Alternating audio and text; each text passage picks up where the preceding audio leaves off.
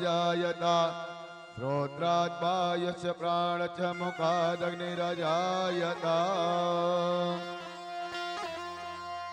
श्री बांके बिहारी तेरी आरती गाओ, बांके बिहारी तेरी आरती गाओ, आरती गाओ प्यारे आपको मनाओ, आरती गाओ प्यारे आपको मनाओ, मैं आपको मनाऊं हे गिरधर तेरी आरती गाओ, बांके बिहारी तेरी आरती गाओ।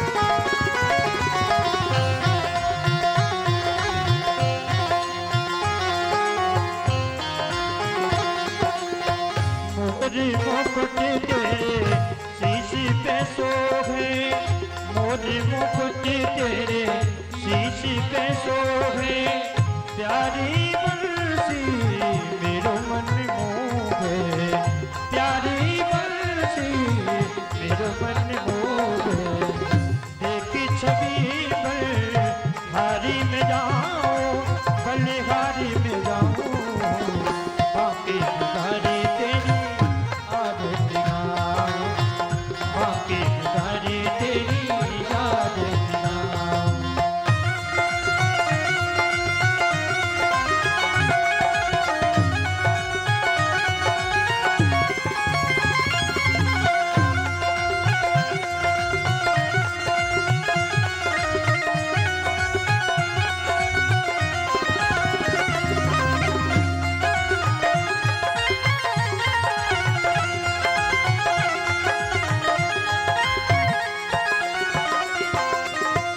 चरणों से निकले गंगा प्यारी, चरणों से निकले गंगा प्यारी, जिसने सारी दुनिया तारे, जिसने सारी दुनिया तारे, उन चरणों में शीश झुकाओ, उन चरणों में शीश झुकाओ, मैं शीश झुकाऊं, बांके बिहारी तेरी आरती गाओ, बांके बिहारी तेरी आरती गाओ, हे गिरधर तेरी आरती गाओ। व्यास दास के नाथ गाते हो, व्यास दास के नाथ गाते हो, सुख दुख जीवन प्यारे साथ आपको, सुख दुख जीवन प्यारे साथ आपको, श्री चरणों में बल बल जाओ, श्री चरणों में बल बल जाओ, मैं बल बल जाऊं, बांके बिहारी तेरी आरती गाओ, बांके बिहारी तेरी आरती गाओ।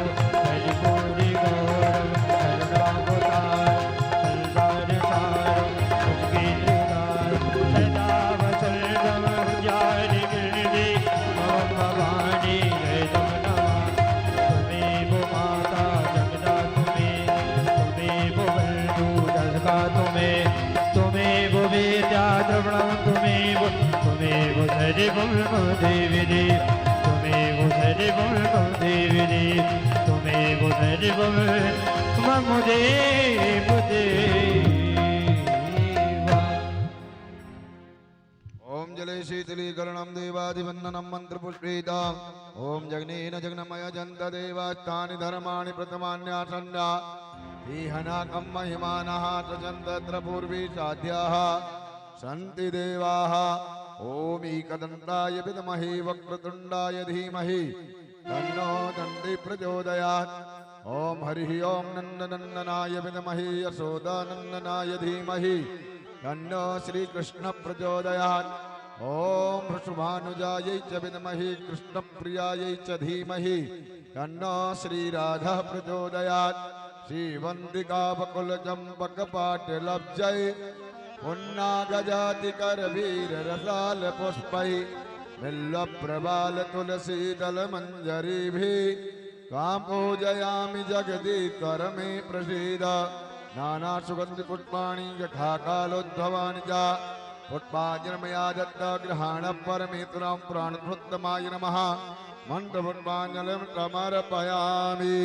बोले भागवत भगवान की, बोले वृंदावन बिहारी लाल की, बोले व्यास जी महाराज की, बोले सुखदेव जी महाराज की, ब्रह्म बाबा की, हनुमान जी महाराज की, सदगुरुदेव भगवान की। जय जय श्री राधे, जय जय Shri Radhe.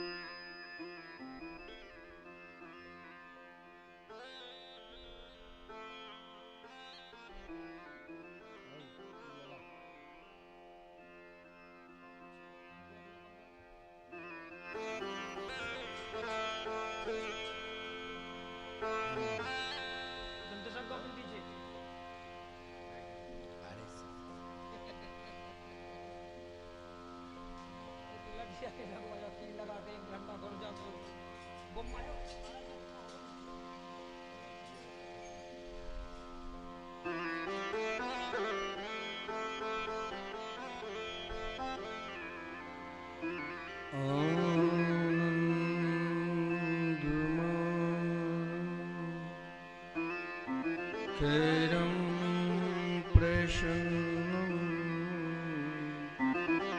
Jnana Swarupam Nije Bhavatam Yogendramijam Bhavarogavedam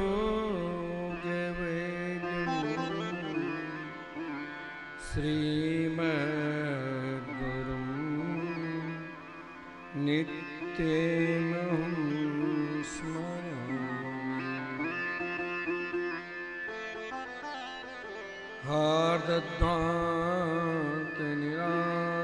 हार्दध्वान्तनिरासवासरमणि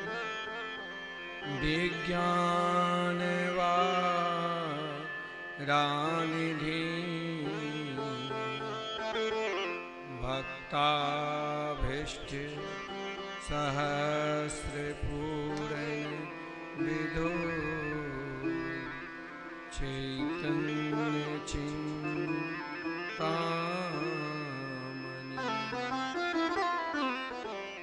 सद्बृङ्गे सित विष्णु भक्ति नलिनी व्याको सही तुदय ससमाकं कुरुतां भवार्ति समनं निम्बार्क नामामि। राधां कृष्ण स्वरूपाम्बे कृष्णं राधा स्वरूपिणं कलात्मानं निकुञ्जस्थं गुरुरूपं सदा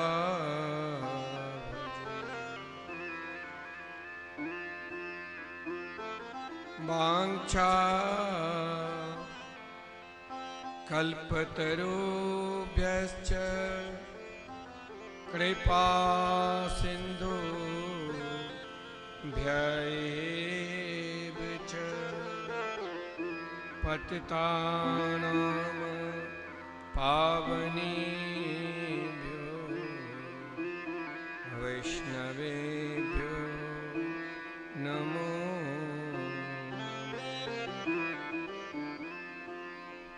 आइए हम भाव के साथ 2 मिनट महामंत्र के संकीर्तन करेंगे।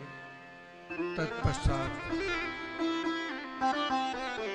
कथामृत का रसास्वादन करेंगे।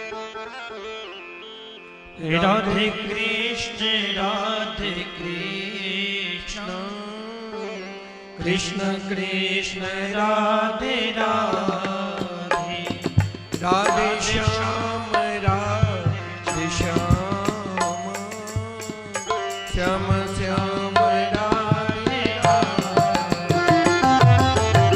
राधे कृष्ण राधे कृष्ण कृष्ण कृष्ण राधे राधे राधे श्याम राधे श्याम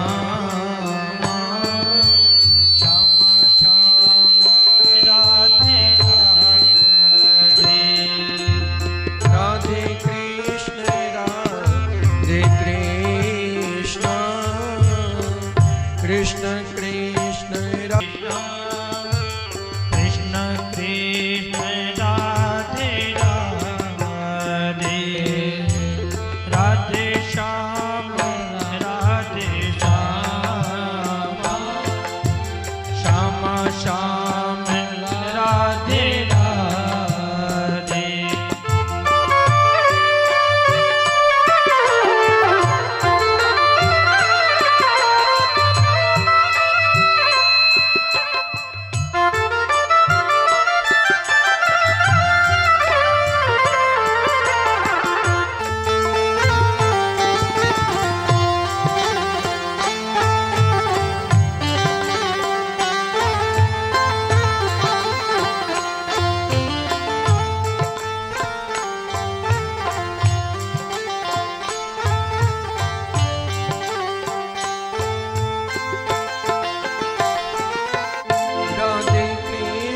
राधे कृष्ण कृष्ण कृष्ण राधे राधे राधे श्याम श्याम श्याम श्याम राधे राधे राधे कृष्ण राधे कृष्ण कृष्ण कृष्ण राधे राधे राधे श्याम राधे श्याम श्याम श्याम राधे राधे राधे कृष्ण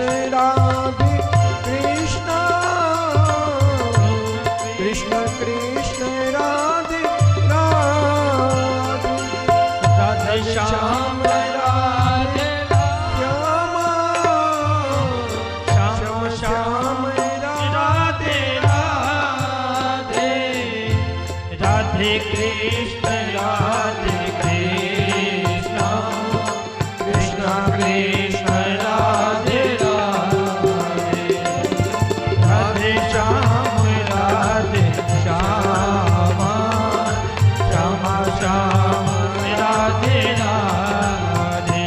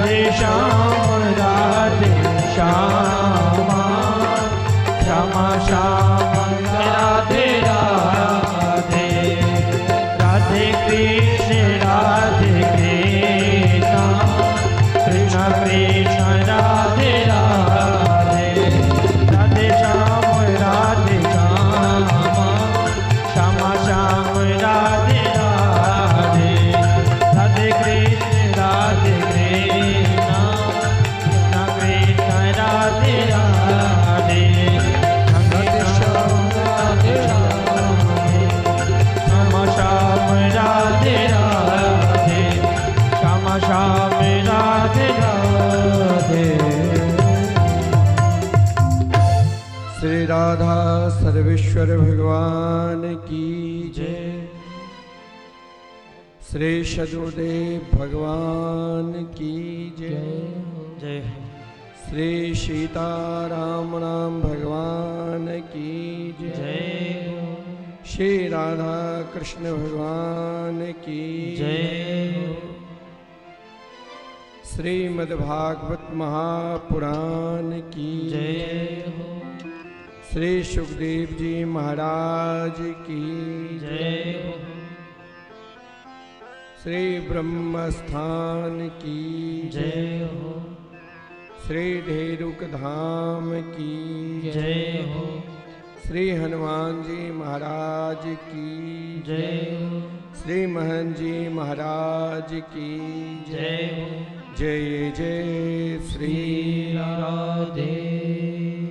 जय जय श्री राधे।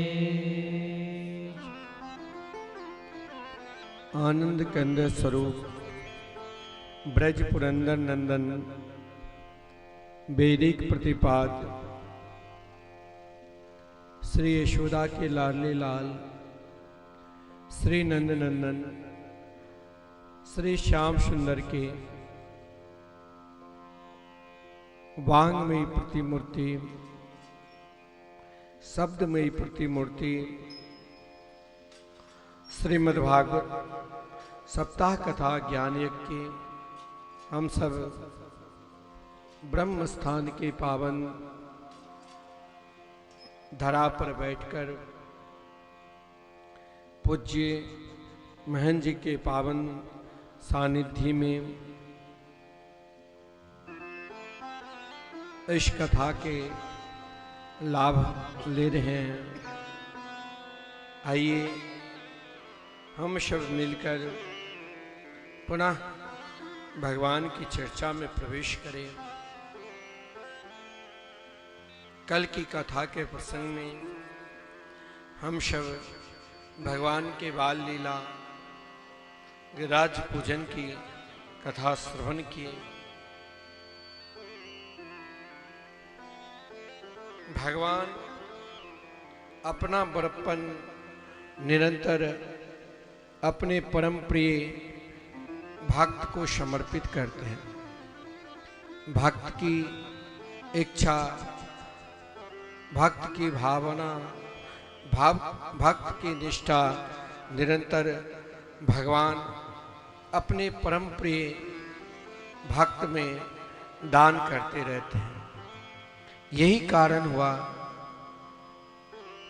जब भगवान ने गिरिराज पर्वत को अपनी कनिष्ठा उंगली पर 7 दिन तक धारण किए। संपूर्ण ब्रजवासी ने नंद बाबा से कहा, नंद बाबा आपके पुत्र जरूर भगवान हैं। नंद बाबा ने कहा, वो तो मुझे पहले ही आदरणीय गर्गाचार्य जी कह दिया।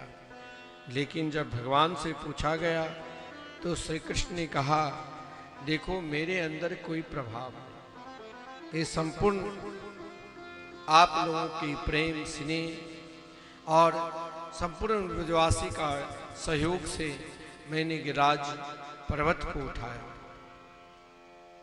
देवराज इंद्र ने भी सुंदर स्तुति की।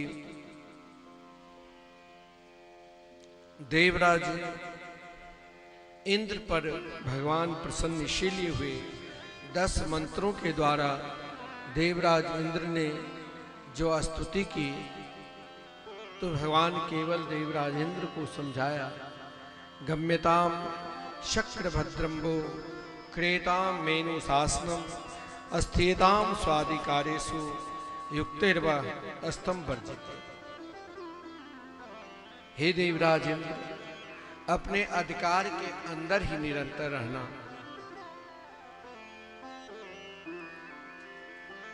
ब्रज में भगवान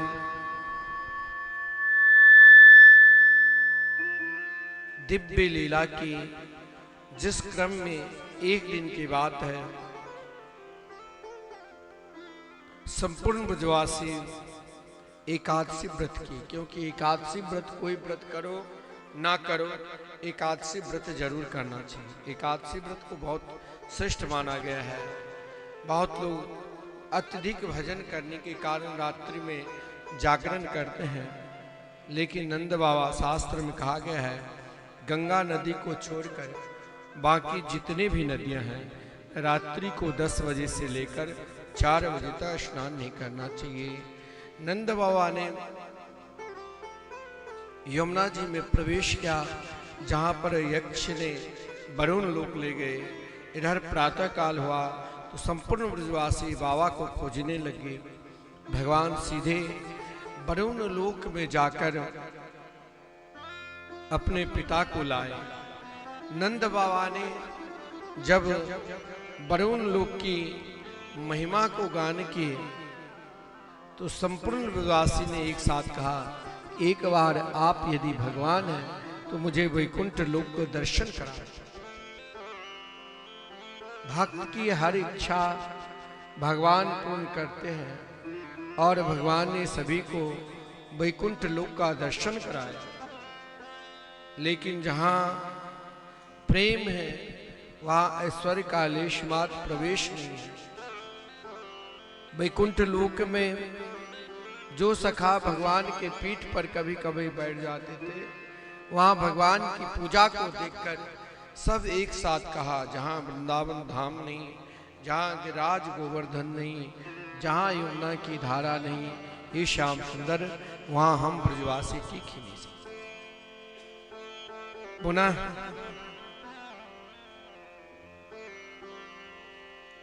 सब के सब ब्रज में आए और ब्रज में आकर कहा, श्याम सुंदर हम तो वृंदावन में ही हैं, लेकिन कभी कभी शिष्य अगर सदपात्र हो जाते हैं तो सदगुरु उनको प्रिय से प्रिय, गूढ़ से गूढ़ रहस्य प्रदान कर देते हैं, दे देते हैं। आज आदरणीय श्रीमान सुखदेव जी अन्य जितने भी श्रीमद् भागवत महापुराण में कथा है, संपूर्ण कथा में प्रश्न और उत्तर है, लेकिन आज महाराज परीक्षित के ऊपर कृपा करके आदरणीय श्रीमान सुखदेव जी ने स्वयं जो भागवत के प्राण रास पंचाध्याय वो श्रवण कराए। सर्वप्रथम रास की कथा में प्रवेश उन्हीं को मिलता है जब बार बार संतों के मुख से, भक्त के मुख से भगवान की कथा मृत का रसास्वादन करते हैं। फिर नवधा भक्ति का आचरण करते हैं और सबसे जरूरी है सदगुरु के शरण में। सदगुरु ऐसे जो प्रिया प्रीतम के उपासक हो, विरक्त हो, वृंदावन की निष्ठा बनी रहे और देह दृष्टि से हम रास में प्रवेश ही नहीं कर सकते हैं, क्योंकि यहाँ रास कोई स्त्री पुरुष का मिलन डांस नहीं। रास रसो विषय, जो संसार के जितने भी रस है उन संपूर्ण रस के सार तत्व जो परमात्मा है, रसानाम समूह जैसे रास है। परमात्मा ने आज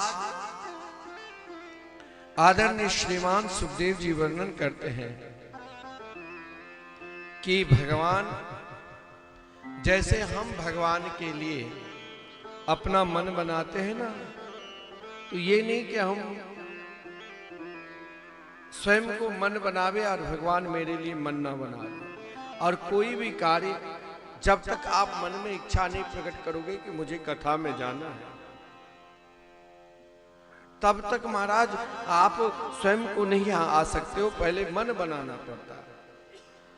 अब हमें भगवान के लिए अगर मन बनाए ना, तो भगवान की कथा के लिए आप सोचोगे सीधे एक ही जन्म में मुझे सब कुछ मिल जाए। अगर आपकी निष्ठा है एक जन्म के करोड़ों जन्म तक एक भाव रखना चाहिए, भगवान हमें जरूर देंगे। आज उसी भाव को दर्शाने के लिए भगवान शरद पूर्णिमा की रात्रि को चुना। किसके लिए? कौन गोपी के लिए? गोपी कौन है? गोपी कोई स्त्री पुरुष नहीं है, गोपी जीव मात्र है। कैसे? गोपी वही बन सकता है जो गोभी इंद्रिय कृष्ण रसम पिबती इति गोपी, जो अपने संपूर्ण इंद्रियों के द्वारा निरंतर भगवान के रस का रसास्वादन करते हैं, नाम रूप लीला धाम के, वही गोपी भाव अपना सकता है। अब यह गोपी भाव आपको चाहे एक जन्म में मिले या करोड़ों जन्म में मिले, वहां भाव भगवान के लिए बनाना ही पड़ेगा। जब आप भगवान के लिए भाव बनाओगे तो भगवान भी आपके लिए भाव बनाएंगे। भगवान किनके लिए भाव बनाते हैं? तो श्रीमान सुखदेव जी वर्णन करते हैं क्या? भगवान न पिता रात्रि सरितोत्फुल्ल मल्लिका विक्षिरन्तुं मनश्चक्रे योगमाया मुपाश्रितः। आज शरद पूर्णिमा की रात्रि है। रात्रि शुक्ल पक्ष और चंद्र कृष्ण पक्ष मास में 2 बार आते हैं, 15-15 दिन। लेकिन एक रात्रि शरद पूर्णिमा की जो रात्रि है वो बहुत महत्वपूर्ण है। उसमें संपूर्ण रात्रि एक साथ एक जगह पर एकत्रित होते हैं। क्यों? क्योंकि आज भगवान लीला करेंगे, इसीलिए ताह रात्रि यानी वो वचन का प्रयोग किया है। जो ही ताह रात्रि, तो हर दिन का हर रात्रि का जो पुष्प होते हैं, मल्लिका, कचनार,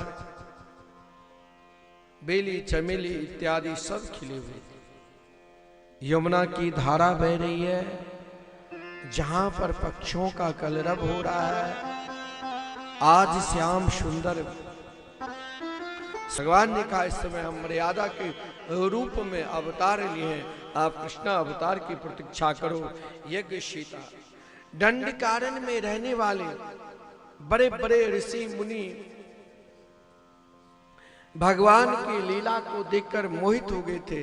आज दंडकारण्य में रहने वाले ऋषि मुनि ही गोपी के रूप में नित्य वृंदावन, जो प्रिया प्रीतम श्री रास रासेश्वरी राधा रानी के साथ दिव्य गोलोक धाम में रहने वाले सहचरी सब गोपी के रूप में आए। 18 प्रकार के यहाँ युद्ध का वर्णन है। राधा रानी के रोमगत से अनेकों गोपी प्रकट हुई और जो स्वयं अष्ट सखी ललिता विशाखा चित्रा इत्यादि सब आज रास में प्रवेश कर। सिद्धि सहरूपा गोपी जो बड़े बड़े सिद्धि अपने जीवन में कर चुके, लेकिन कृष्ण प्रेम नहीं मिला, तो आज गोपी के रूप में मिली। मत्स्य कन्या, जब भगवान मत्स्य अवतार धारण किए तो भगवान के रूप को देखकर मछली भी चाह मैं भगवान से मिलूं, आराधना करने लगे, गोपी के रूप में। धामनिष्ठ जो वृंदावन धाम में बड़े बड़े महापुरुष अनंत जन्म तक भारतवर्ष के विश्व के कोने कोने में भावना करते रहते हैं कि हम एक बार धामनिष्ठ होकर प्रिया प्रीतम के नित्य सेवा में पहुंचूं। आज गोपी के रूप में आए। अनंत गोपियों के भाव को देखकर स्वयं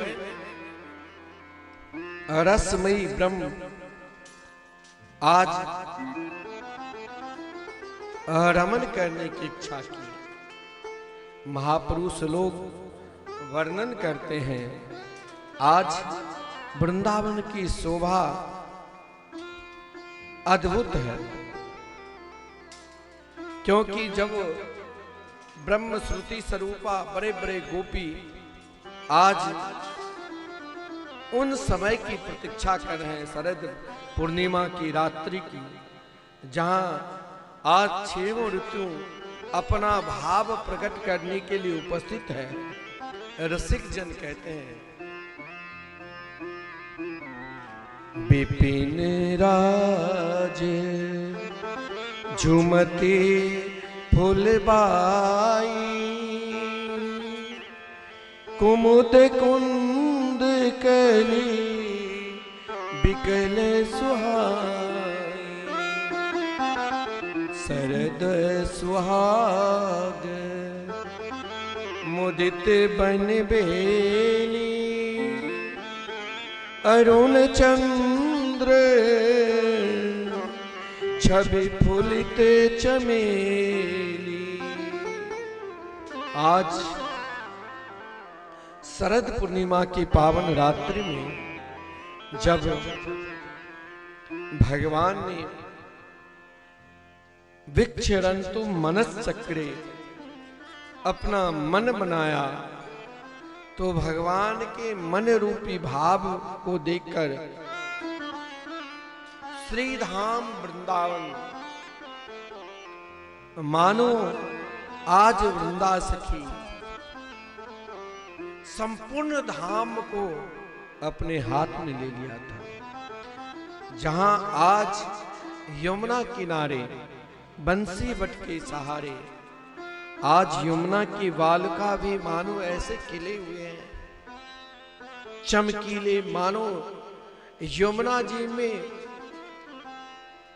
समुद्र अपने आप को गौरव प्रदान करते हुए प्रवेश किया, और समुद्र से यमुना जी ने कही आपको रास में प्रवेश नहीं मिलेगा।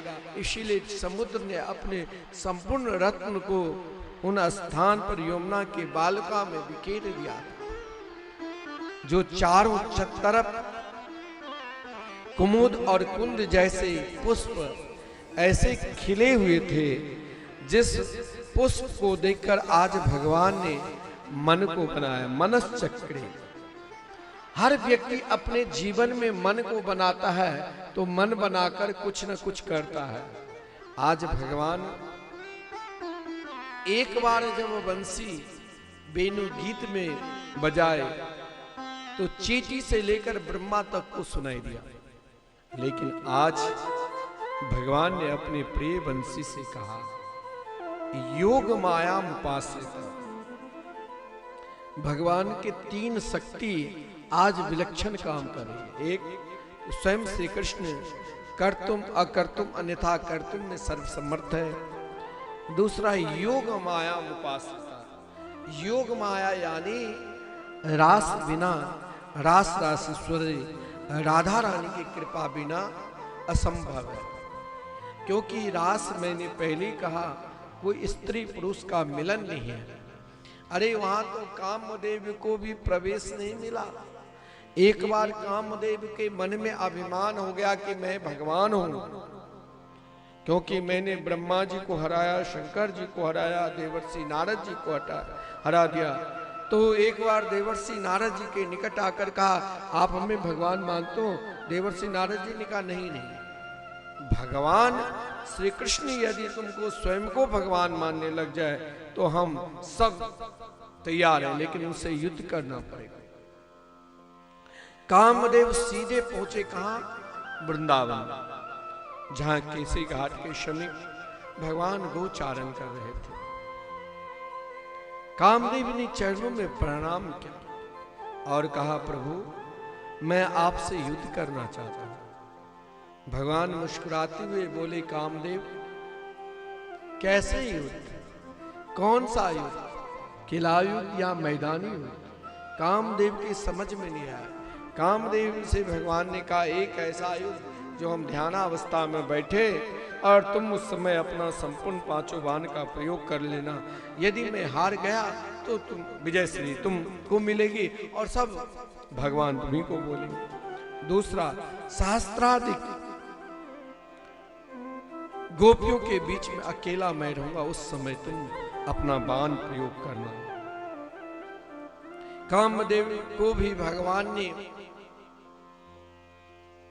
शरद पूर्णिमा की रात्रि में आमंत्रण किया था, लेकिन मैंने कहा कि काम को संसारिक काम भाव से राश में प्रवेश ही नहीं मिलेगा।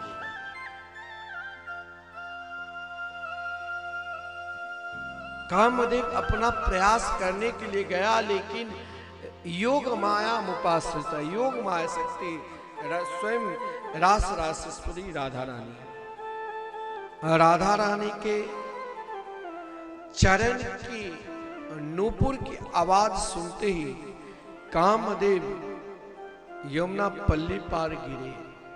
6 महीने तक मूर्छा अवस्था में रहे। उनकी पत्नी रति उठाकर ले गई। मानो काम को उस कुंज निकुंज धाम वृंदावन धाम की लीला में कहां प्रवेश है। योग माया मुपाश्रिता, आज योग माया शक्ति भगवान के बंसी है। बंसी से कहा, देख आज तक मैंने तेरे चरण दबाया और अपने निकट रखा, आज एक काम करना। आज मैं जिन जिन भक्तों को आमंत्रण दिया था, चाहे अभी अभी आप सुने साधन स्वरूपा, वेद स्वरूपा, ऋषि स्वरूपा, अनेक ब्रजांगना है और कत्यानी देवी की उपासना करने वाले गोपी, सबको आमंत्रण दिया। लेकिन आज बंसी उन्हीं को सुनाई देना जैसे मैं जिसके लिए तान दे रहा हूं। बंसी उस भाव को सुनकर, सुनत ये बंसी धुनी चली बन नारी, सुमरे श्याम प्रिय सब ही बिसारी। आज भगवान ने जब शरद पूर्णिमा की सुंदर रात्रि यमुना किनारे के पावन तट पर बंसी का स्वर दिया, उनके स्वर को सुनकर ब्रजांगनाएं सब कुछ भूल गई।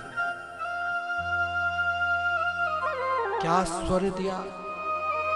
निशम्य गीतम तदनंग वर्धनम ब्रजस्त्रिय कृष्ण गृहीत मानसा अजगमुरन्यो न्यमल छितोद्यमा सयत्र कांतो जब लोल कुंडला। आज उन बंसी के भाव को सुनकर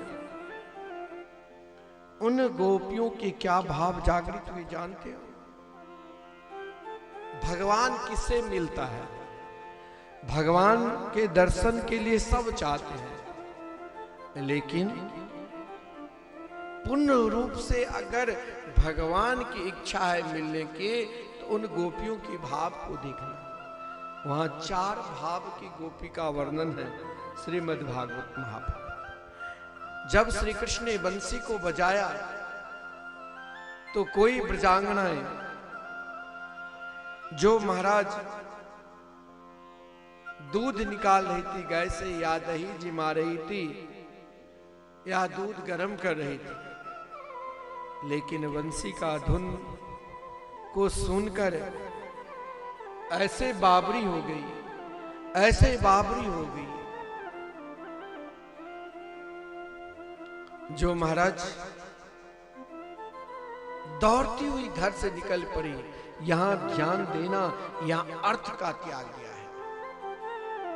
हम लोग अभी तक 4 पुरुषार्थ को भाव लेकर ही भगवान के निकट जाते हैं, लेकिन भगवान कहते हैं मेरे पास तो चारों पुरुषार्थ को त्याग कर ही आना पड़ेगा, जहां किसी भी प्रकार की कामना नहीं, निष्काम या अर्थ का त्याग दिया है। दूहति धेनु कोई दधी जमावती, विविध पाके कोई रुचि बनावती, ससुर जिमावती को तो ही काला, सेवती पते ही चली तजीवाला,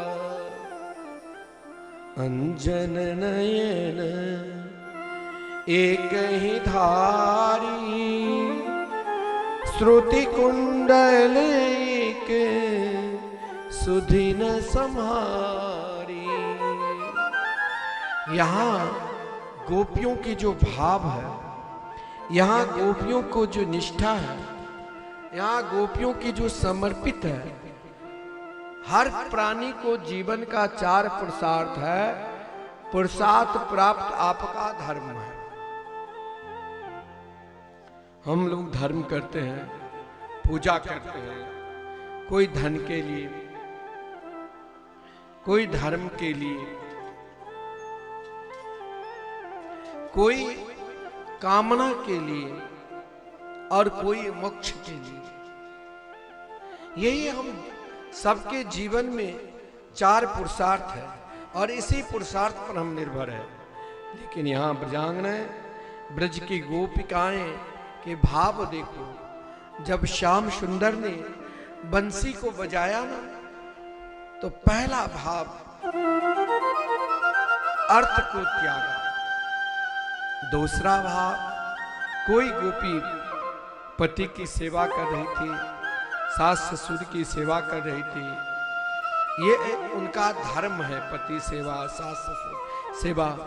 लेकिन जो ही बंसी के धुन को सुनी, ऐसे बावरी हो गई, जो ना कहीं मुड़कर देखा, ना किसी से बात की, सीधे दौड़ती हुई जा रही है।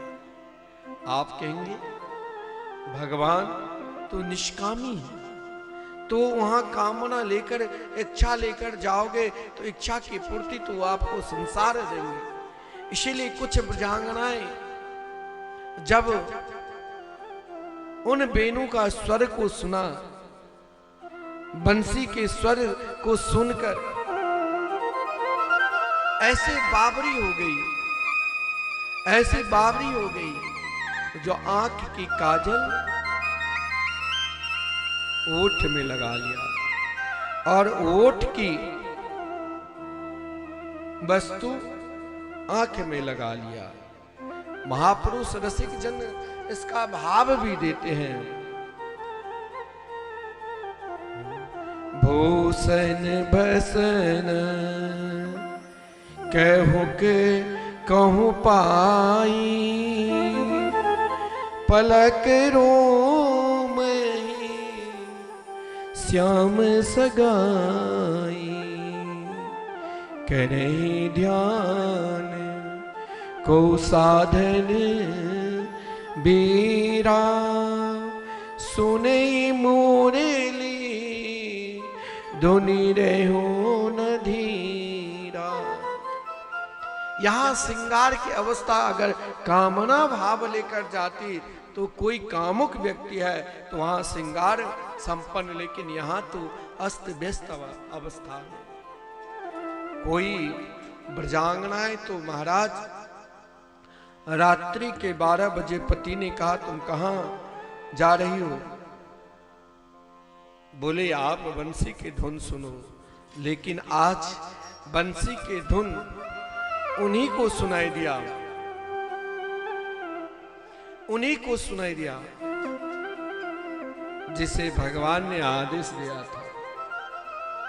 जो बड़े बड़े साधन संपन्न ब्रजांगनाएं, ब्रज की गोपिकाएं थी, स्वतः सिद्धा ब्रजांगनाएं अपने आप में सिद्ध कोटि को प्राप्त कर चुकी थी। लेकिन भगवान के प्रेम देखो, पति ने रोका, तू कहां जा रही हो? बोली यमुना किनारे। किसके पास? बोली श्री कृष्ण के पास। बोले रात्रि में बिल्कुल नहीं निकल सकती हो, दरवाजा बंद कर दिया। उन साधन संपन्न ब्रजांगनाएं ने कही, इस शरीर पर तेरा अधिकार है, लेकिन आज ये मनमोहन के चरणार बिंद में मिलकर ही रहेंगे, चाहे तुम कुछ कर लो। दरवाजा बंद कर दिया। लेकिन जब भगवान के निकट प्राणी पहुंचते हैं तो भाई नहीं रहता है। मीराबाई के एक पद है, जब मीराबाई गिरधर गोपाल के लिए निकली तो किसी ने रोका, बहुत दूर मेवाड़ से वृंदावन है। बोले कुछ दूर नहीं है। प्रार्थना करने लगी, दूरी नगरी, बड़ी दूरी नगरी, दूरी नगरी, बड़ी दूर नगरी, कैसे आऊं रे कनाई, कैसे आऊं रे कनाई, तेरी गोकुल नगरी, बड़ी दूर नगरी, दूर नगरी, बड़ी दूर नगरी, दूर नगरी, बड़ी दूर नगरी, कैसे आऊं रे कनाई, कैसे आऊं रे कनाई, तेरी गोकुल नगरी, बड़ी दूर नगरी, दूर नगरी, बड़ी दूर नगरी।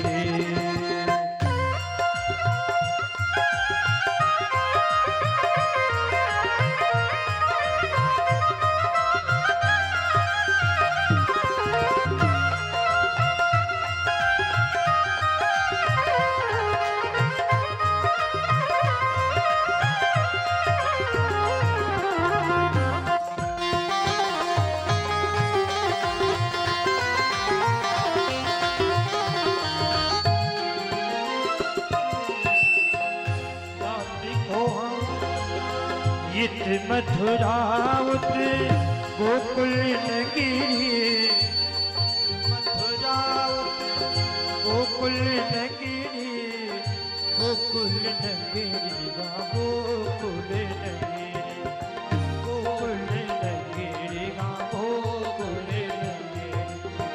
इत मथुरावत गोकुल नगरी, इत मथुरावत गोकुल नगरी, बीच बहे यमुना गगरी, बड़ी दूर नगरी, दूर नगरी, बड़ी दूर नगरी, दूर नगरी, बड़ी दूर नगरी, कैसे आऊं रे कनाई, कैसे आऊं रे कनाई, तेरी गोकुल नगरी, बड़ी दूर नगरी, बड़ी दूर।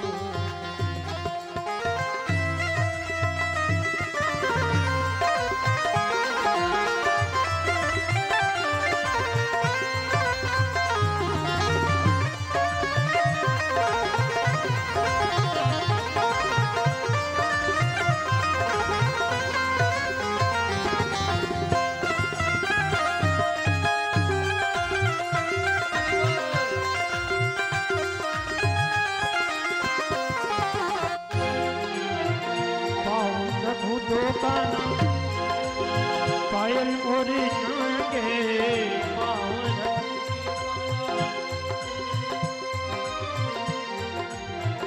पाओ धरूं तो पायल मेरी भीगे, पाओ धरूं तो मेरी पायल मेरी भीगे, पार करूं तो बह जाऊं सगरी, बड़ी दूर नगरी, दूर नगरी, बड़ी दूर नगरी, दूर नगरी, बड़ी दूर नगरी। कैसे आऊं रे कनाए, कैसे आऊं रे कनाए, तेरी गोकुल नगरी, बड़ी दूर नगरी, दूर नगरी, बड़ी दूर नगरी, दूर नगरी, बड़ी दूर नगरी।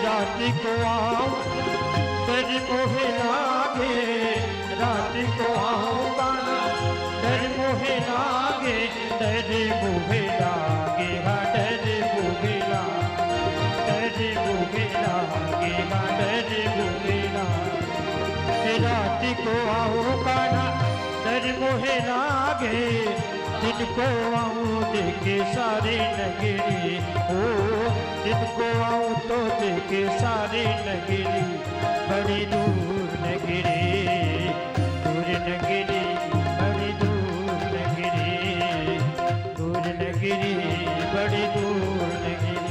कैसे आऊं रे कनाई, कैसे आऊं रे कनाई, तेरी गोकुल नगरी, बड़ी दूर नगरी, दूर नगरी, बड़ी दूर नगरी, दूर नगरी, बड़ी दूर नगरी, दूर नगरी, बड़ी दूर नगरी, दूर नगरी, बड़ी दूर नगरी। जय जय श्री राधे। केवल पहुंचने की जरूरत है। कैसे पहुंचेंगे, मार्ग कैसे हैं? जीवन का मार्ग बहुत सुलभ है, बहुत सुगम है। हमें अपने आप को उनके निकट कैसे जाना है, ये ब्रजांगनाएं की भाव को देखो। भगवान कैसे मिलते हैं? हर प्राणी मात्र की इच्छा होती है एक बार भगवान से मिलो। भगवान दो प्रकार के भाव को पहले देखते हैं। पहला भाव उन गोपियों के हृदय में जो भाव था, बंसी की धुन को सुना, उस स्वर को सुनते ही ऐसा भाव जागृत हुआ जो धर्म, अर्थ, काम, मोक्ष चारों पुरुषार्थ को छोड़कर श्री कृष्ण दर्शन लालसा की इच्छा से रात्रि के समय दौड़ती हुई, भागती हुई चलती। महाराज परीक्षित ने पूछा, ये क्या जाने की तरीका है? कृष्णम विदो परम कांतम ना तो ब्रह्म तया मुनि। हे प्रभु, हे गुरुदेव, मैं ये जानना चाहता हूं, ऐसे भाव लेकर क्यों जा रही है? एक क्षण के लिए श्रीमान सुखदेव जी मौन हो गए कि आप केवल आज इन गोपियों की भाव देखो, उनका एक ही भाव है। आप चाहे भगवान के निकट भी चले जाओगे ना, और इन चारों भाव में एक भाव है, तो पहले वहां भोगना पड़ता है। धर्म, अर्थ, काम, मोक्ष, ये चारों पुरुषार्थ रूपी भाव उन गोपियों की नहीं थी। तो बोले भगवान सीधे मिल जाते, सीधे क्यों नहीं मिले? अरे भगवान जल्दी नहीं मिलते हैं। गर्मी के समय है, आप एक मिट्टी के बर्तन में, घैला में, घट में पानी रखते हैं, तो जब खरीदने के लिए जाते हैं हटिया पर, तो पहले उसे 10 बार ठोक कर बजा लेते हैं, कहीं इसमें पानी तो नहीं है।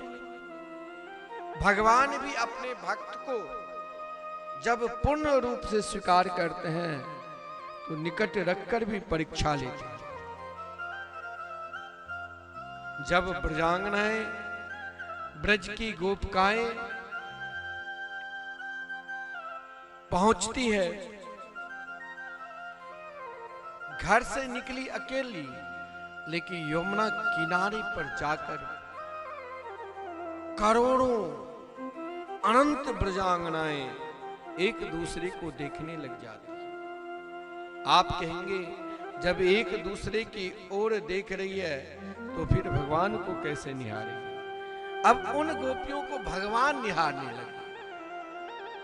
सब एक नजर से भगवान की ओर देखा, भगवान ने तुरंत उन गोपियों को स्वागत किया। स्वागतम बहु महाभागा प्रियम किम करबानि ब्रजस्या नमयम क्वचि वृतागमन कारकम। भगवान के पास जाकर भगवान आपको सीधे स्वीकार नहीं करेंगे। भगवान ने उन गोपियों को स्वागत किया, कहा जीवन का सर्वश्रेष्ठ सौभाग्य के दिन कौन सा दिन होता है जानते हो? सबसे बड़ा दिन आपके लिए कौन सा दिन है? जिस दिन आप भगवान के निकट पहुंच जाते हैं, भगवान के शरण में उनके नाम जाप करने लग जाते हैं, उनकी कथा सुनने लग जाते हैं, उनके स्मरण करने लग जाते हैं। उस दिन मान लो मेरे जीवन का सर्वश्रेष्ठ दिन आ चुका है, क्योंकि आज मैं मंदिर में जाकर भगवान की पूजा की। और वही परम भाग्यशाली। यहां पर भगवान ने उन गोपियों से यही कहा, हे परम महाभाग्यशाली, आप सबके सब यहां आई हो। तो भगवान ने स्वागत किया, और स्वागत करते करते भगवान ने, देखो आप कहोगे कि भगवान हमें एक बार मिल जाए मैं बहुत कुछ मांग लूंगा, अगर मिल भी गया तो आपका अधिकार वहीं तक है जो आपने कुछ मांग लिया, लेकिन नहीं कुछ मांगोगे तब भगवान अपने तरफ से देंगे।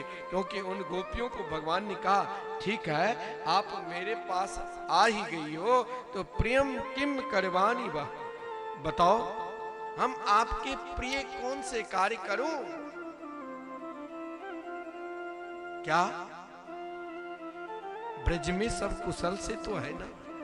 ब्रजस्यानामयम क्वचित्। क्योंकि कंस महादुर्दांत है, कब ब्रज में उत्पात करने के लिए आ जाए। इसीलिए भगवान ने पूछा कि आप कोई कंस के उत्पात के कारण यहां तो नहीं आई हो? एक सखी एक दूसरे की ओर देख रही ब्रजांगनाएं। इधर भगवान जब कहा, सखी ने बिलो की श्याम में हारी, कथन कुशल हिते करे पुकारी, स्वागत सखियन बन छवि छाई, कवन हेतु आगमन सुहाई, महाभाग तुम बप्रिय कही भाए, करहु कथन ब्रज कुशल की छवि छाए। उन गोपियों को जब भगवान ने कुशलता पूछा कि बताओ सब कुशल से तो है ना, तो एक काम क्या ब्रजांगना है, जीवन में कभी कभी बड़े के पास जिसे जीवन में आपने आदर दिया, जिसको सम्मान किया, अगर आप उनके भाव को नहीं समझ पाते हैं तो या तो वहां फर बोलो नहीं, एक दूसरे को जवाब देने लग जाते हैं, मौन हो जाओ। मौन भी एक प्रकार के भजन है। ज्यादा जो महात्मा होते बहुत कम बोलते हैं, जो साधक होते बहुत कम बोलते हैं। जरूरत से अधिक बोलोगे तो असत्य बोलोगे ही। तो यहां ब्रजांगनाएं ने कही, मैं अपने प्राण वल्लभ गोविंद के समीप क्या बोलूं, चुप हो गई। कभी कभी चुप होना भी जीवन का एक बहुत बड़े उदारवाद है, एक भजन का फल है। मंदिर में जाकर रोज कंगाले की तरह भगवान से कुछ मांगो नहीं। कोई महापुरुष साधु संत के पास जाते हो तो हर हमेशा अपनी बिथा मत सुनाओ, केवल केवल वहां सत्संग का आनंद लो, अपने आप को मौन हो जाओ। यहां ब्रजांगना है, ब्रज की गोपिकाएं मौन हो गई। जो ही मौन हुई, भक्त के समीप भगवान तो मौन नहीं रह सकता, भगवान बोलने लग गए। भगवान उन गोपियों के पहला भाव दिया जिसने अर्थ रहेगा तभी आप कहीं घूमने जाओगे, अर्थ नहीं रहेगा तो कहीं नहीं। भगवान यहां पहले उन गोपियों को अर्थ प्रधान भाव बताई कि रजन्ये सा घोर रूपा घोर सत्व निसेविता। हे ब्रजांगनाएं, आप सबके सब लौट जाओ, ये रात्रि विकट रात्रि है। स्त्री को इस प्रकार नहीं आना चाहिए। आई हो तो दृष्टम वनम कुस्मितम राकेश कर रंजितम। भगवान के निकट आप जाओगे ना, पहले ही भगवान आपको देने लग जाएंगे। अर्थ चाहिए, भगवान की तो प्रतिज्ञा है, योग चाहे तो योग दे डारो, भोग चाहे तो भोग दे डारो, मुक्ति चाहे तो मुक्ति दे डारो। भक्त न लेन और देन करे, वाको टारियो न जाए। यहां तो महाराज विचित्र बात है।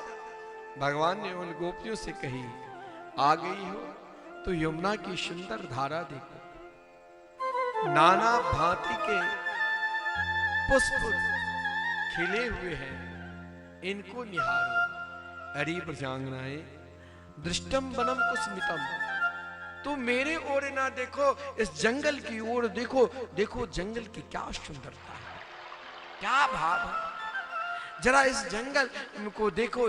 यानी भगवान चाहते हैं आप निकट जाकर, ये नहीं कि भगवान आपको अपने पास ही रख लेंगे, भगवान फिर दुनिया की ओर भेजेंगे कि दुनिया को तुम देखो, इस दुनिया में कहीं सुख नहीं। लेकिन उन गोपियों ने एक नजर से श्री कृष्ण के चरण देखने लगी।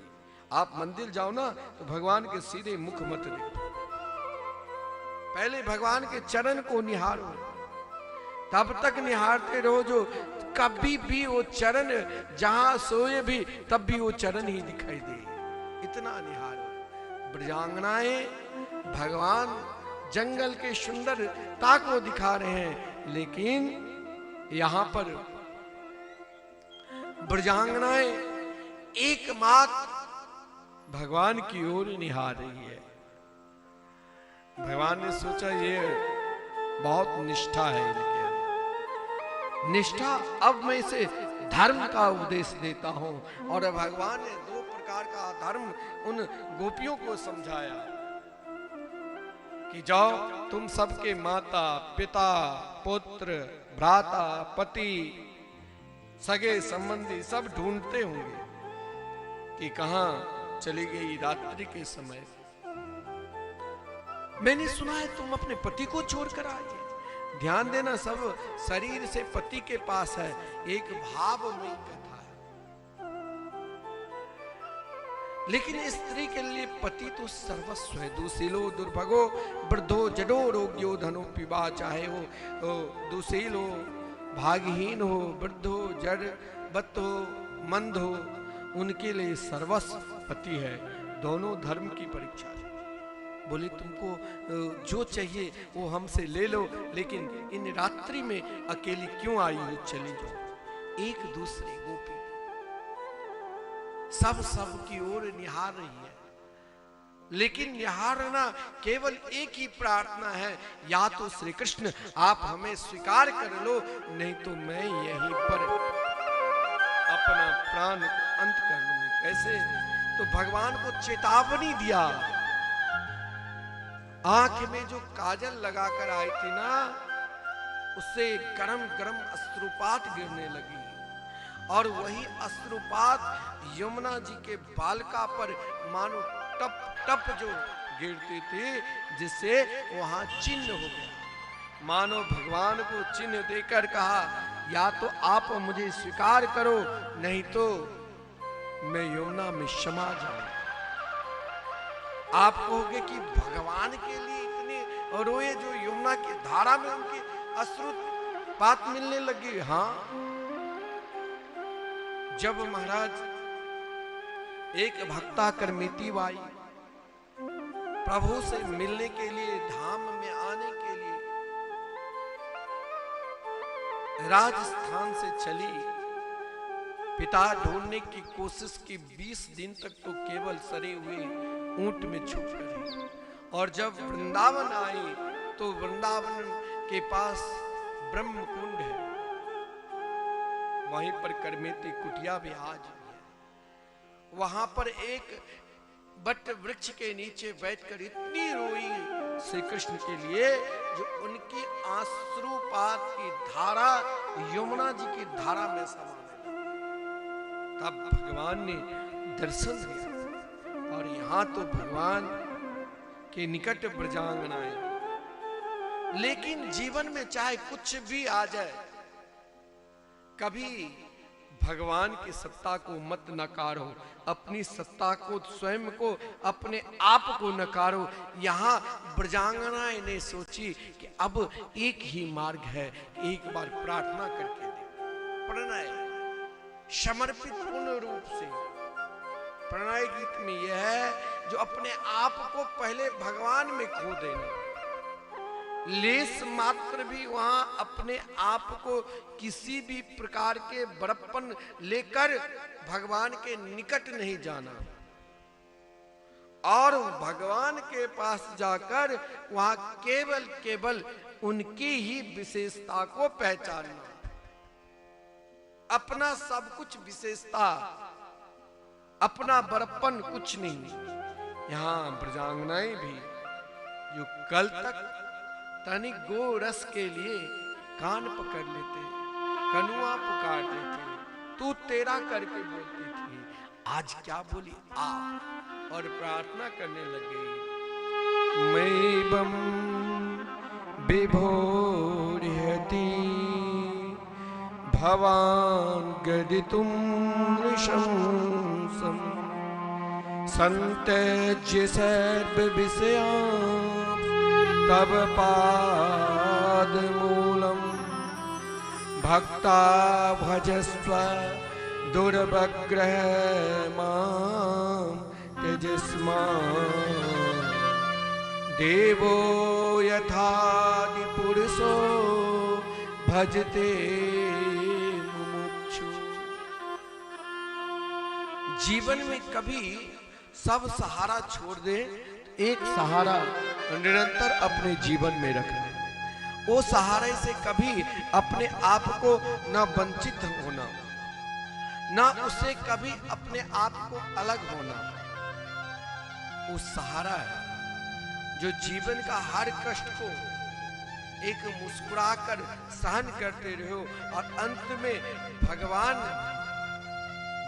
की सत्ता को निरंतर, भगवान के बड़प्पन का आगे बढ़ा। रसिक जनों ने भी यह भाव दिया है।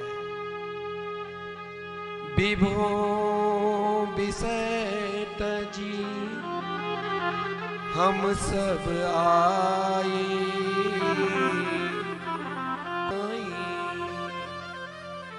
भजो स्वच्छंद हम भक्त तिहारे, यथा रमापति निज जन प्यारे। नारी धर्म बहुत ही तुम गाए, तुम पद सोई उपदेश समाए। मानो ब्रजांगनाएं अपने आप को शून्य हो, अपनी शक्ति को शून्य बनाकर भगवान से, इसी आज तक भगवान को जो कनुआ कहकर पुकारती थी, तू तेरा, आज कहती विभो। और विभो में भी विभो यानी आहे प्रभु, आप भगवान, आप सर्वस्व, हर प्राणी के अंदर विभो अंतरात्मा के रूप में आप ही तो हमारे जीवन के आत्मशक्ति को बढ़ाकर आत्मबल प्रदान करने वाले हैं। हे विभो, हम आपके भक्त हैं। भक्त तो बहुत बनते हैं, भक्त तो कई लोग कहते हैं, वाकई में भक्त को बहुत कठिन से गुजरना पड़ता है, हर कष्ट को मुस्कुराकर सहन करना पड़ता है। हे विभो, हम आपके भक्त हैं। भगवान ने कहा तुम कौन सा भक्त हो?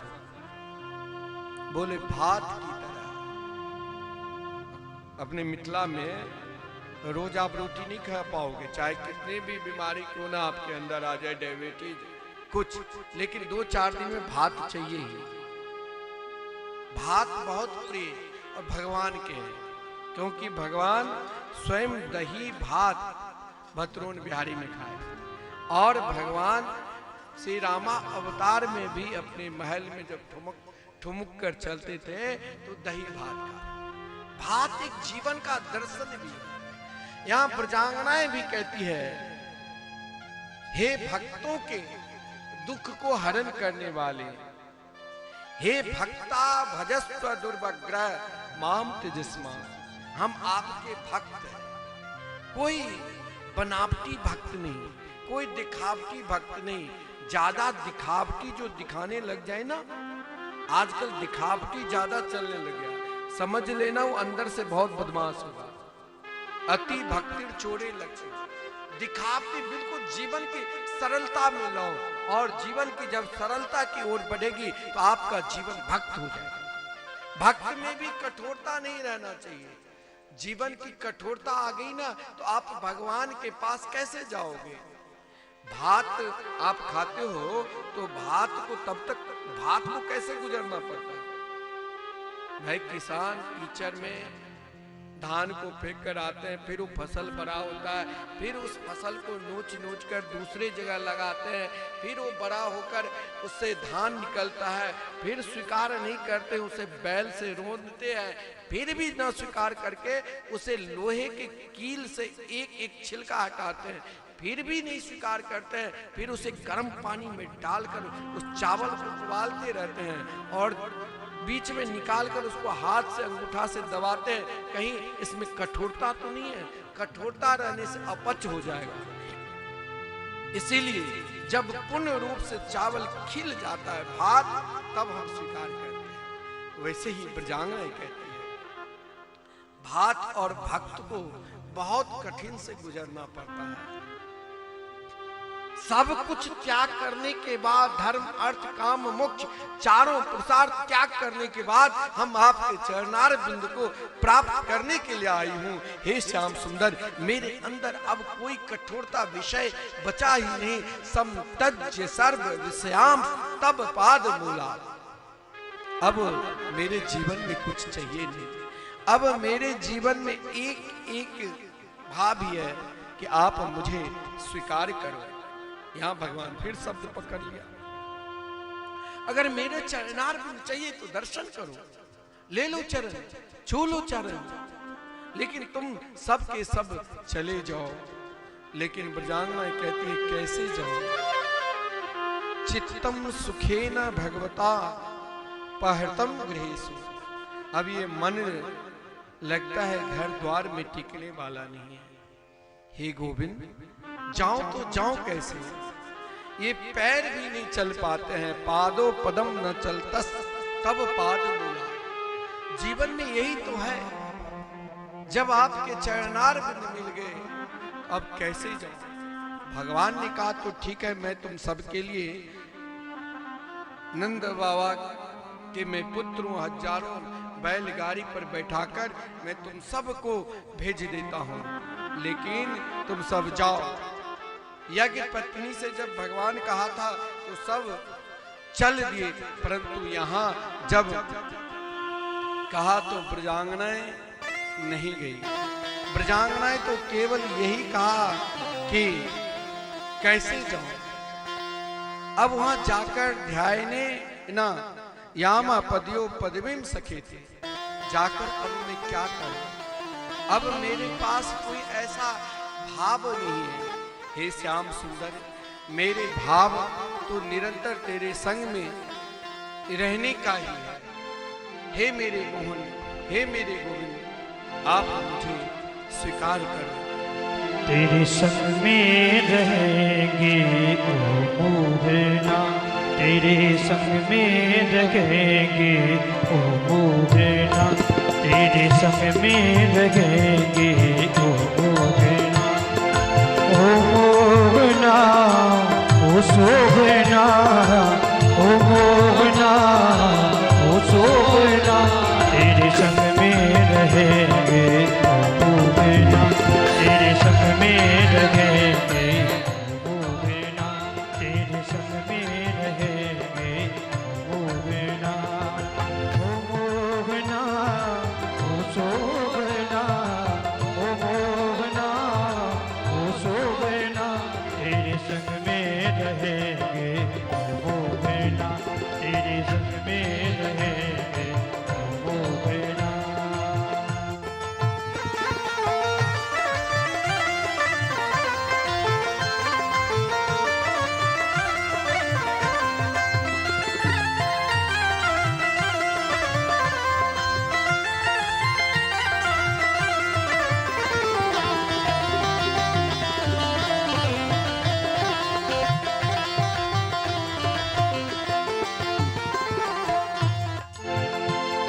तुम पुष्टि बनो मैं धागा बनूं, तुम पुष्टि बनो मैं धागा बनूं, तुम पुष्टि बनो मैं धागा बनूं, तुम पुष्टि बनो मैं धागा बनूं। कहाँ मिलेंगे?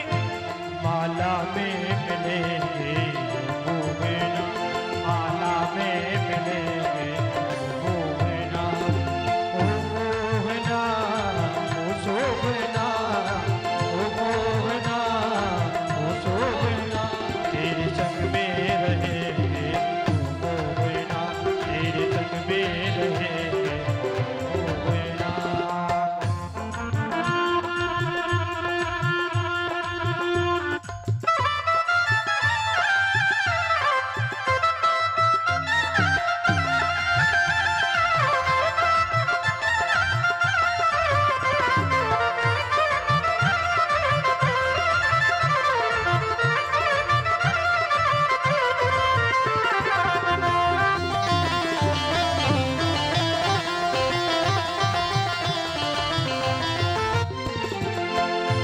तुम चंदन बनो मैं पानी बनो, तुम चंदन बनो मैं पानी बनो, तुम चंदन बनो मैं पानी बनो, तुम चंदन बनो मैं पानी बनो, तुम चंदन बनो मैं पानी बनो, तुम चंदन बनो मैं पानी बनो। तो कहाँ मिलेंगे?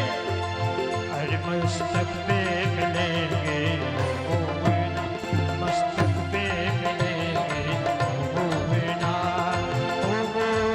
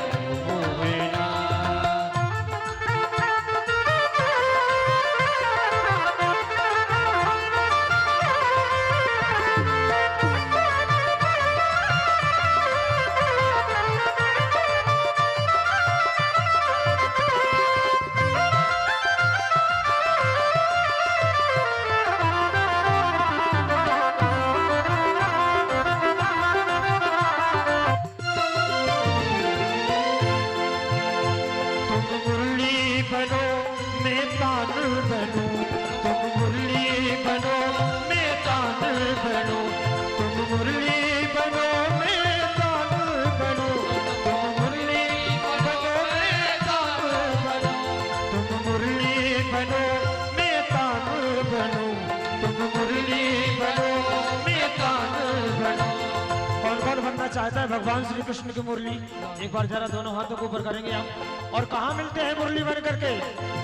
अरे तुम मुरली बनो मैं तान बनो, तुम मुरली बनो मैं तान बनो। तो अधरों पे मिलेंगे वो बिना, अधरों पे मिलेंगे वो बिना, वो बिना वो सो बिना, वो बिना वो सो बिना, तेरे संग में रहेंगे वो बिना, तेरे संग में रहेंगे वो बिना, तेरे संग में रहेंगे वो बिना, तेरे संग में रहेंगे वो बिना, तेरे संग में रहेंगे वो बिना।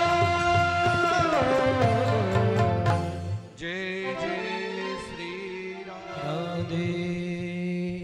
उन गोपियों के भाव को देखकर श्री कृष्ण ने जितने गोपी उतने ही, क्योंकि भगवान अनंत है, गोपी भी अनंत है, क्योंकि कहा गया है समस्त 3.5 करोड़ देवता और 3.5 करोड़ देवांगनाएं में समस्त देवियों में सर्वश्रेष्ठ देवी लक्ष्मी जी है। और लक्ष्मी जी से भी सर्वश्रेष्ठ कौन है? ब्रजांगनाएं, ब्रज की गोपिकाएं। और गोपियों से भी अनंत गुना बढ़कर कौन है? तो रास रासेश्वरी श्री राधा रानी। भगवान ने रास राधिका यथा प्रमाण अंतर्धान यही भय के सब कली मद सा। आज रास रासेश्वरी राधा रानी जो एक स्वरूप सदा दो नाम, आनंद की आह्लादनी श्यामा, आह्लादनी के आनंद श्याम, कुछ क्षण के लिए उन गोपियों पर कृपा करने के लिए, गोपियों के भावमयी को बढ़ाने के लिए प्रिया प्रीतम एक साथ युगल भाव में रास की। लेकिन यहाँ उन गोपियों के महाराज तनिक मद को देखकर श्री कृष्ण ने रास रासेश्वरी राधा रानी के साथ अंतर्धान हुए। इधर रास चल रही, इधर रास चल रही। जीवन की व्याकुलता भी बहुत, कभी कभी व्याकुलता भी जीवन में भगवान के प्रति आना जीवन के लिए एक आदर्श है, भजन है। गोपी ने संपूर्ण तत्व को प्राप्त करने के बाद, श्री कृष्ण के निकट रहने के बाद तनिक प्रमाद हुआ तो भगवान अंतर्धान हुए। लेकिन हम संसारिक प्राणी वाले प्रमाद नहीं, उनकी भाव तो ऐसे हो गए सज्जनों, जो श्री कृष्ण जो ही अंतर्धान हुए, एक गोपी दूसरी गोपी की ओर देखा, श्री कृष्ण कहाँ चले गए। जो ही ये भाव जागृत हुआ कि श्री कृष्ण नहीं है, एक ऐसी अवस्था हो गई,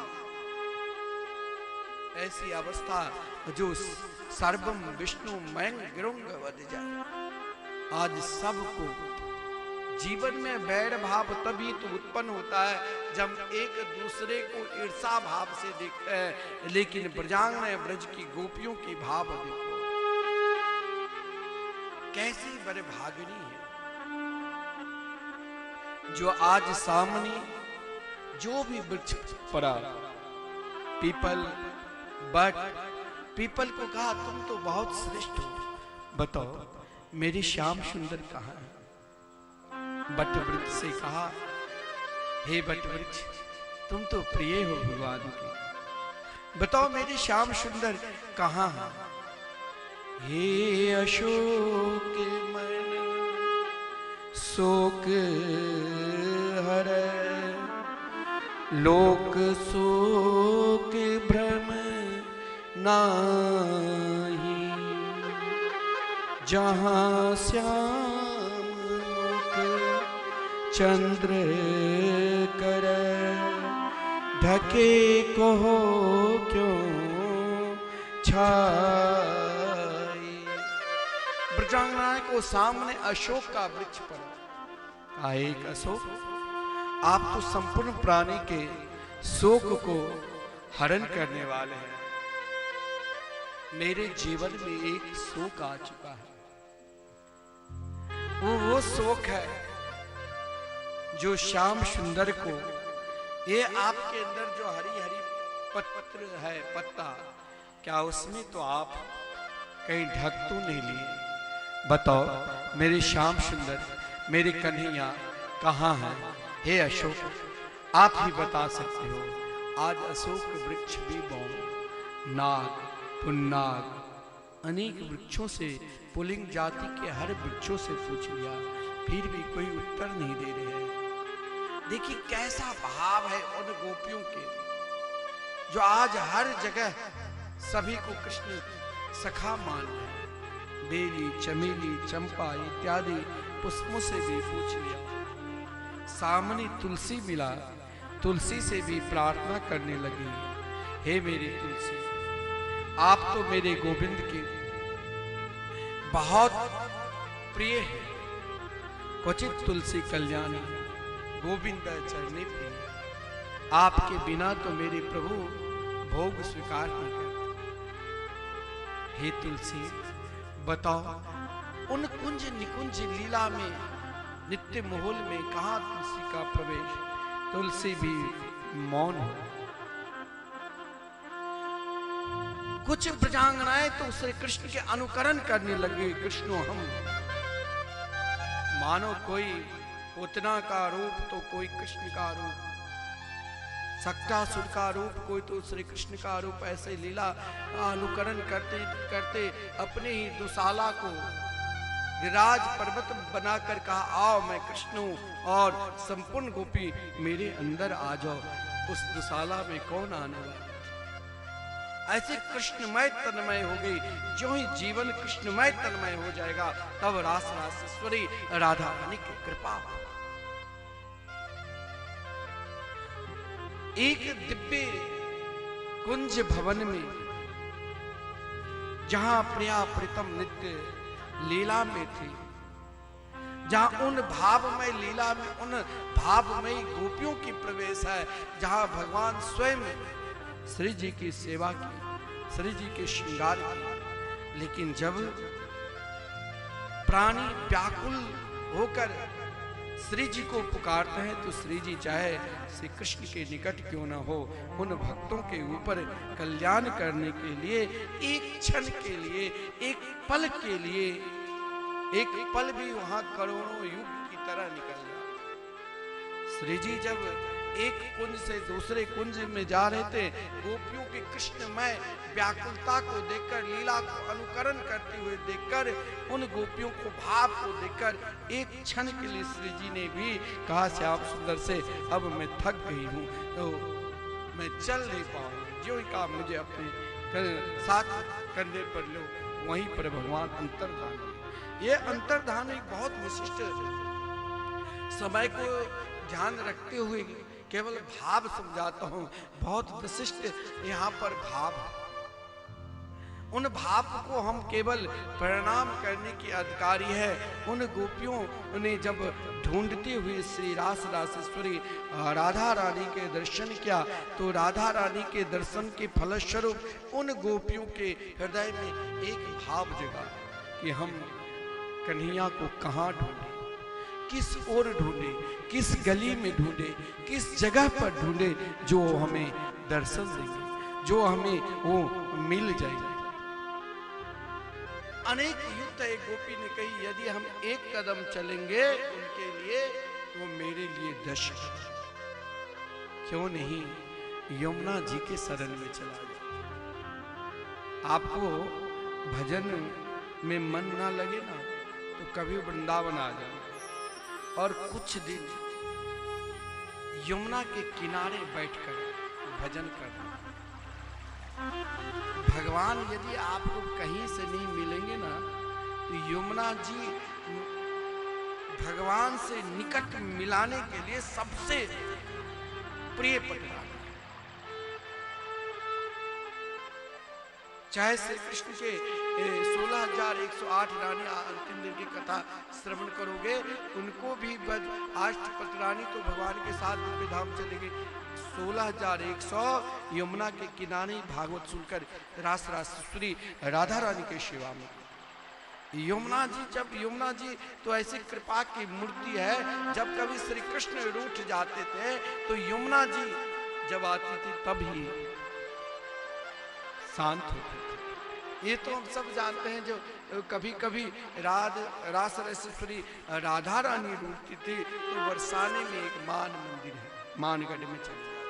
फिर से कृष्ण मोर बनकर ललता विशाखा इत्यादि सखियों के द्वारा जब सूचना मिलती थी, श्री जी आकर मोर भगवान को दर्शन करते। एक दिन श्री जी ने भी कहा आज आपको रूठना पड़ेगा। कन्हैया ने मना किया, मैं नहीं रूठूंगा, हमें कोई नहीं मना सकता है। महाराज आज रूठ गए।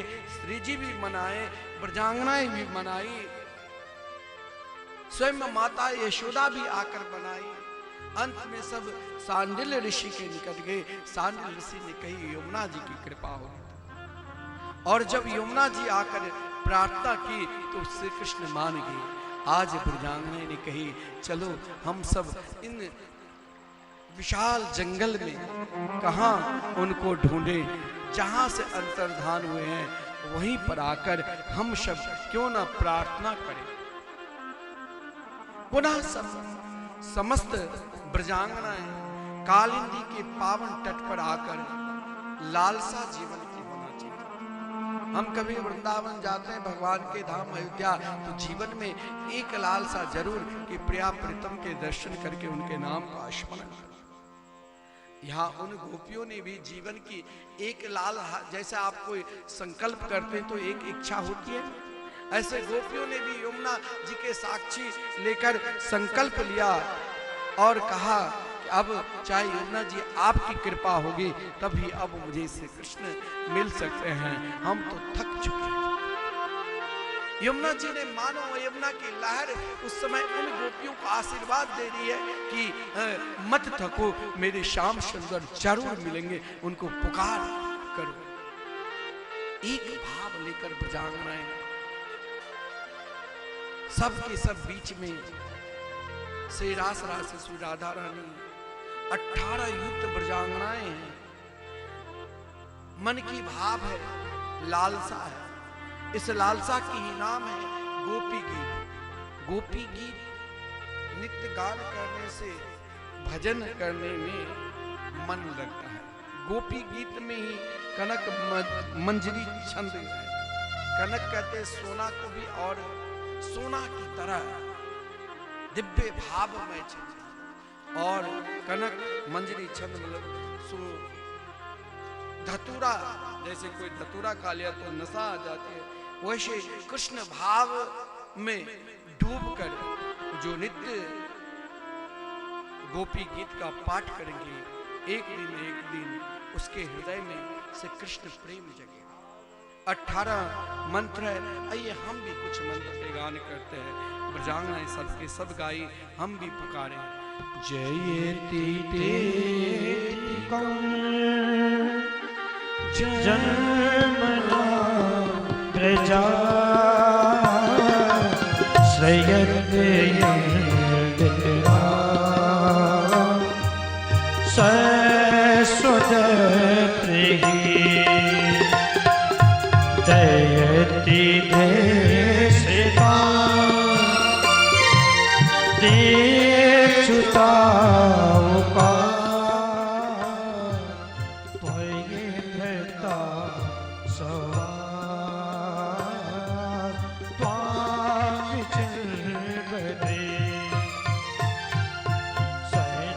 दुदा सावाधु जात सरस जो दरा श्री मुसाद्र सूरत नाथ ते दुकान रावा समयात मेरा विश्वतो मया दृष्टभूते भयं रक्षिता न खलु गोपिका नंदिनो भवान अखिल देनागा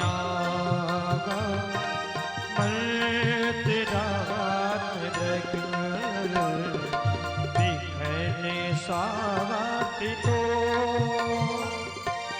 विश्वभूतये सकते बाबा साधुता अभी कथा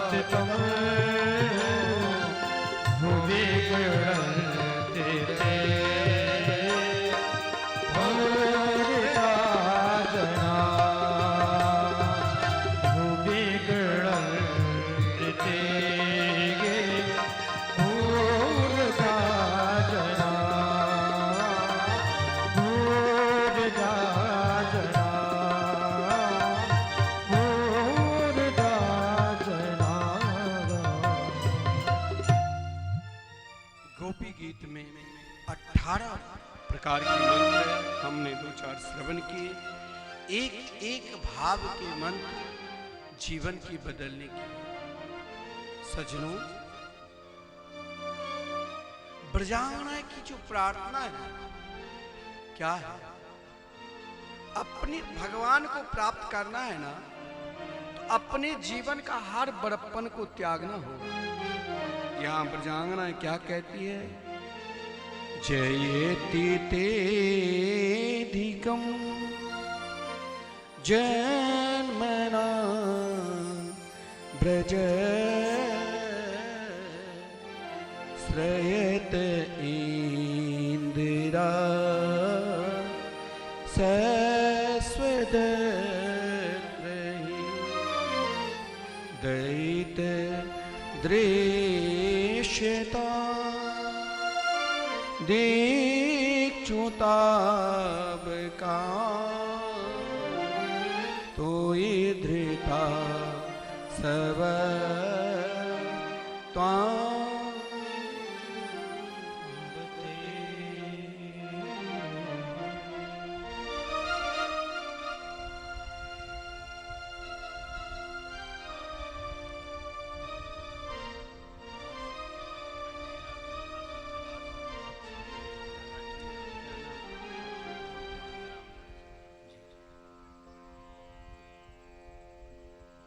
जय जय श्री राधे, जय जय श्री सीताराम सरकार की जय। अयोध्या से पूज्य साकेतवासी महाराज श्री महामंडलेश्वर किशोरदास जी महाराज के कृपापात जो अयोध्या के आश्रम सूक्ष्म रूप से संत निरंतर आशीर्वाद देते रहते हैं। तो अयोध्या में जो मिथिला संत सेवा आश्रम जो है, महंत श्री रामदास जी महाराज हम सबके बीच में आए हैं। ब्रह्मस्थान की ओर से, समिति की ओर से आपको बहुत बहुत धन्यवाद, साधुवाद, जो आप निरंतर संत सेवा और महाराज श्री के जो मार्ग है उनके सेवक सभी उनको निरंतर आदर और प्रेम देते रहिए। आइए हम सब पुनः भागवत में प्रवेश करते हैं। ब्रजांगनाएं, ब्रज की गोपिकाएं के हृदय की जो भाव है, भगवान को प्राप्त करना है तो निरंतर अपना बड़प्पन को त्यागना होगा। यहां ब्रजांगनाएं क्या कहती है? जयति तेधिकम जन्मना ब्रजा। जीवन में चाहे आप सर्वश्रेष्ठ ऊंचाई को प्राप्त कर लो, उन ऊंचाई में अपना बड़प्पन यदि रखोगे ना, कि मैं बोलोगे ना, तो बकरा बनना पड़ेगा, बकरा बकरी कोई बलि चढ़ा देगा, बस यही मिलेगा। जीवन में चाहे बहुत बड़े ऊंचाई पर चले जाओ, लेकिन वहां अपना बड़प्पन नहीं, अपने इष्ट अपने ठाकुर की बड़प्पन निरंतर गाते रहो। जैसे ब्रजांगनाएं कहती है, जयति तेधिकम जन्मना ब्रजा। हे श्याम सुंदर, मेरे अंदर कहां कोई गुण है, फिर भी आप मुझ जैसे अज्ञानी पर, एक गांव में रहने वाले ग्वालिन पर आपने कृपा की। और जब आपने कृपा की, इन बंजर भूमि को ब्रज भूमि बना दिया। ब्रज यानी संपूर्ण ब्रह्मांड में जो व्याप्त है, वो आपने संपूर्ण ब्रह्मांड में सीधे गोलोक धाम को वृंदावन बना दिया। हे प्रभु, उसमें यहां पर मेरा कोई बड़प्पन नहीं है, इसमें सब कुछ आपका बड़प्पन है, क्योंकि आप सदा बड़े ही रहे। श्रैत इंद्रासस्वदत्र ही आप बड़े थे, लेकिन यहां ब्रजांगनाएं ने एक क्षण के लिए बड़प्पन भाव लिया कि जो लक्ष्मी द्वारा आप निरंतर संसेवित है, लक्ष्मी भी अपनी कठोरता रूपी हाथ से कभी आपके चरण नहीं दबाती है अपने तेज से, लेकिन प्रभु फिर भी आप कितने दयालु हैं, कितने कृपालु हैं। आपकी दयालुता, आपकी कृपालुता की कहां तक वर्णन करूं। मुझ जैसे अज्ञानी ग्वालिन पर आपने कृपा की, और इस धाम को आज भी इस कुंज निकुंज में प्रवेश के लिए लक्ष्मी यमुना पल्ली पार बेल वन में तपस्या करती है कि उन गोपियों की भाव को मैं भी स्वीकार कर उन लीला में प्रवेश करूं। वृंदावन के जो दिव्य कुंज लीला है, परंतु नहीं प्रवेश कर पाती है, और हम कितने बड़े सौभाग्यशाली जो आपके पावन सानिध्य में। फिर भी आप हमसे दूरियां बनाइए तो कोई कारण होगा ना। कोई व्यक्ति चाहे आप किसी से बार बार मांगने के लिए जाओगे ना, तो फिर आपको उस भाव से नहीं देखेगा, कुछ उसके अंदर नकारात्मक भाव आ जाए कि भाई कभी आए फिर मांगने फिर मांगने फिर मांगने, उतना भाव जागृत नहीं होगा। तो ब्रजांगना कहती है, कहीं आप मेरे को भी तो वही तो नहीं समझ लिया। हमने तो संपूर्ण भाव को त्याग कर आपके पास आई हूं, धर्म अर्थ काम मोक्ष चारों पुरुषार्थ को त्याग कर आई हूं। हम उस भाव के नहीं हैं, हम उस प्रेम में नहीं डूबे हैं। आजकल प्रेम प्रेम तो सब चिल्लाते हैं, लेकिन उस प्रेम में भी कपट छुपा है। हम तो कपट रहित प्रेम के हैं। इसीलिए ब्रजांगना कहती है, दावा के साथ ये कोई कह सकता है कि हम आपके हैं। ना जाने दिन में हम कितने लोगों को कह देते हैं कि आप हमारे हैं, हम किसी के नहीं बन पाते हैं। लेकिन यहां ब्रजांगना ब्रज की गोपिकाएं कहती है, तावकाश, ये जो दैत दृश्यताम दिक्षु तावकाश, सब कुछ छोड़ दो, एक शब्द को जीवन में लो, तावकाश। हे प्रभु, हम आपके हैं, और मान लीजिए हम आपके हैं, और ये बात कह दे, कोई कह दे हम ताबकाश हम आपके हैं, लेकिन बहुत निकटवर्ती होने के बाद फिर हमें वहां कुछ देना पड़ता है, सहयोग करना पड़ता है, क्योंकि वहां स्वार्थ छुपा है। लेकिन यहां ब्रजांगना कहती है कि ताबकाश हम आपके हैं, परंतु दूसरा भाव फिर ले आती है, ते निशुल्क दास का। जीवन में कोई किसी से प्रेम किए तो उसको कोई कुछ ना कुछ चाहिए। एक लोटा जल भी भगवान पर चढ़ाते हैं तो भी इच्छा लेकर जाते हैं, एक सरे हुए फल भी केला डाल देते हैं और रोज प्रार्थना करते ओम जय जगदीश हरे तेरा तुझको अर्पण क्या लागे मेरा। अर्पण तो करते हैं लेकिन सरे हुए फल। आज भी सत्यनारायण कथा में अपने तो परम सुख धोती और भगवान के लिए वही प्लास्टिक के गमछा। लेकिन यहां ब्रजांगना क्या कहती है, यहां कोई कामना नहीं, ना धर्म ना अर्थ, ना कोई काम ना मोक्ष, यहाँ केवल ताबकाश आप चाहिए, वो भी आप कुछ कामना लेकर नहीं, ते निशुल्क दास का। हमने जो भी भक्ति की है ना जन्म जन्मांतर तक, उसमें केवल आपको प्राप्त करने के लिए हे गोविंद।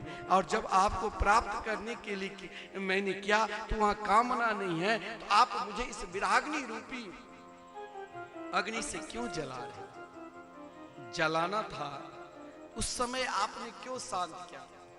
हमारे जीवन के जब ये 5 तत्व इस शरीर में है, पृथ्वी जल तेज वायु आकाश, आपने पांचों तत्व को ब्रज लीला, ऐसी लीला है ना कृष्ण लीला, जिसने वहां शरीर के भाव से भगवान की लीला समझ में ही नहीं आएगी।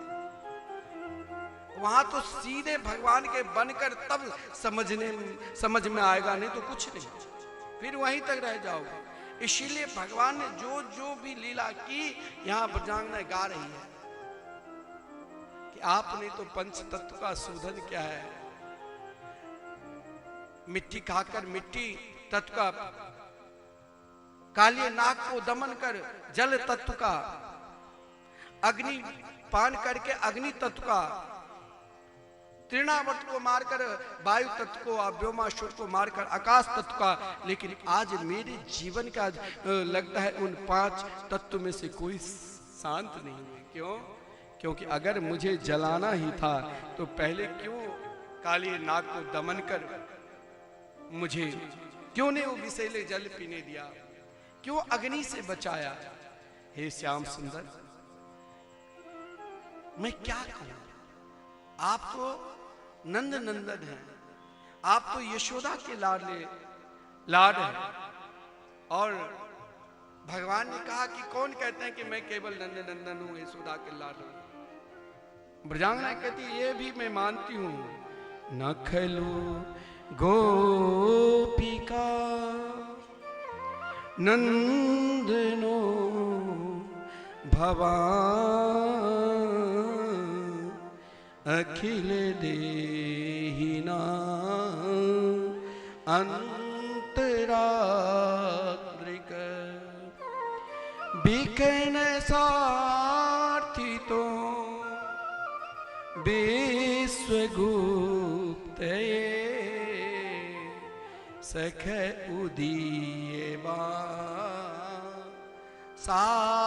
सात्वताम कुले। जब भगवान के हो जाओगे ना तो अपने जीवन का प्रश्न का उत्तर भी कभी कभी एकांत में बैठकर, जिन परमात्मा ने आपको ये शरीर दिया है उन परमात्मा के लिए एकांत में बैठकर आप उनसे प्रश्न करो कि हम किस लिए आए हैं, हम कहाँ स्थिर हैं, हम कहाँ पर बैठे हैं, हम क्या कर रहे हैं। तो यहाँ ब्रजांगना भी यही कहती है, आप तो यशोदा के लाडले लाल हो, आप तो नंद नंदन हो। भगवान ने कहा एक क्षण के लिए अगर मना भी कर दिया तो दूसरी प्रश्न कर दिया गोपी। चलो मैं मानती हूं, ना आप यशोदा के कुमार ना नंद के कुमार, आप तो संपूर्ण प्राणी के अंतरात्मा में तो हो ना, फिर भी मैं मानती हूं नहीं हो। लेकिन ब्रह्मा जी ने आपको प्रार्थना की पृथ्वी के भार को उतारने के लिए, तो मेरे अंदर मेरे विराग्नि रूपी जो भार है उसे उतारने वाले हे प्रभु, आप एक बार मुझे दर्शन दीजिए, क्योंकि मैं मानती हूं कि आपके जो चरणार बिंद है ना, वो माखन से भी सुकोमल है।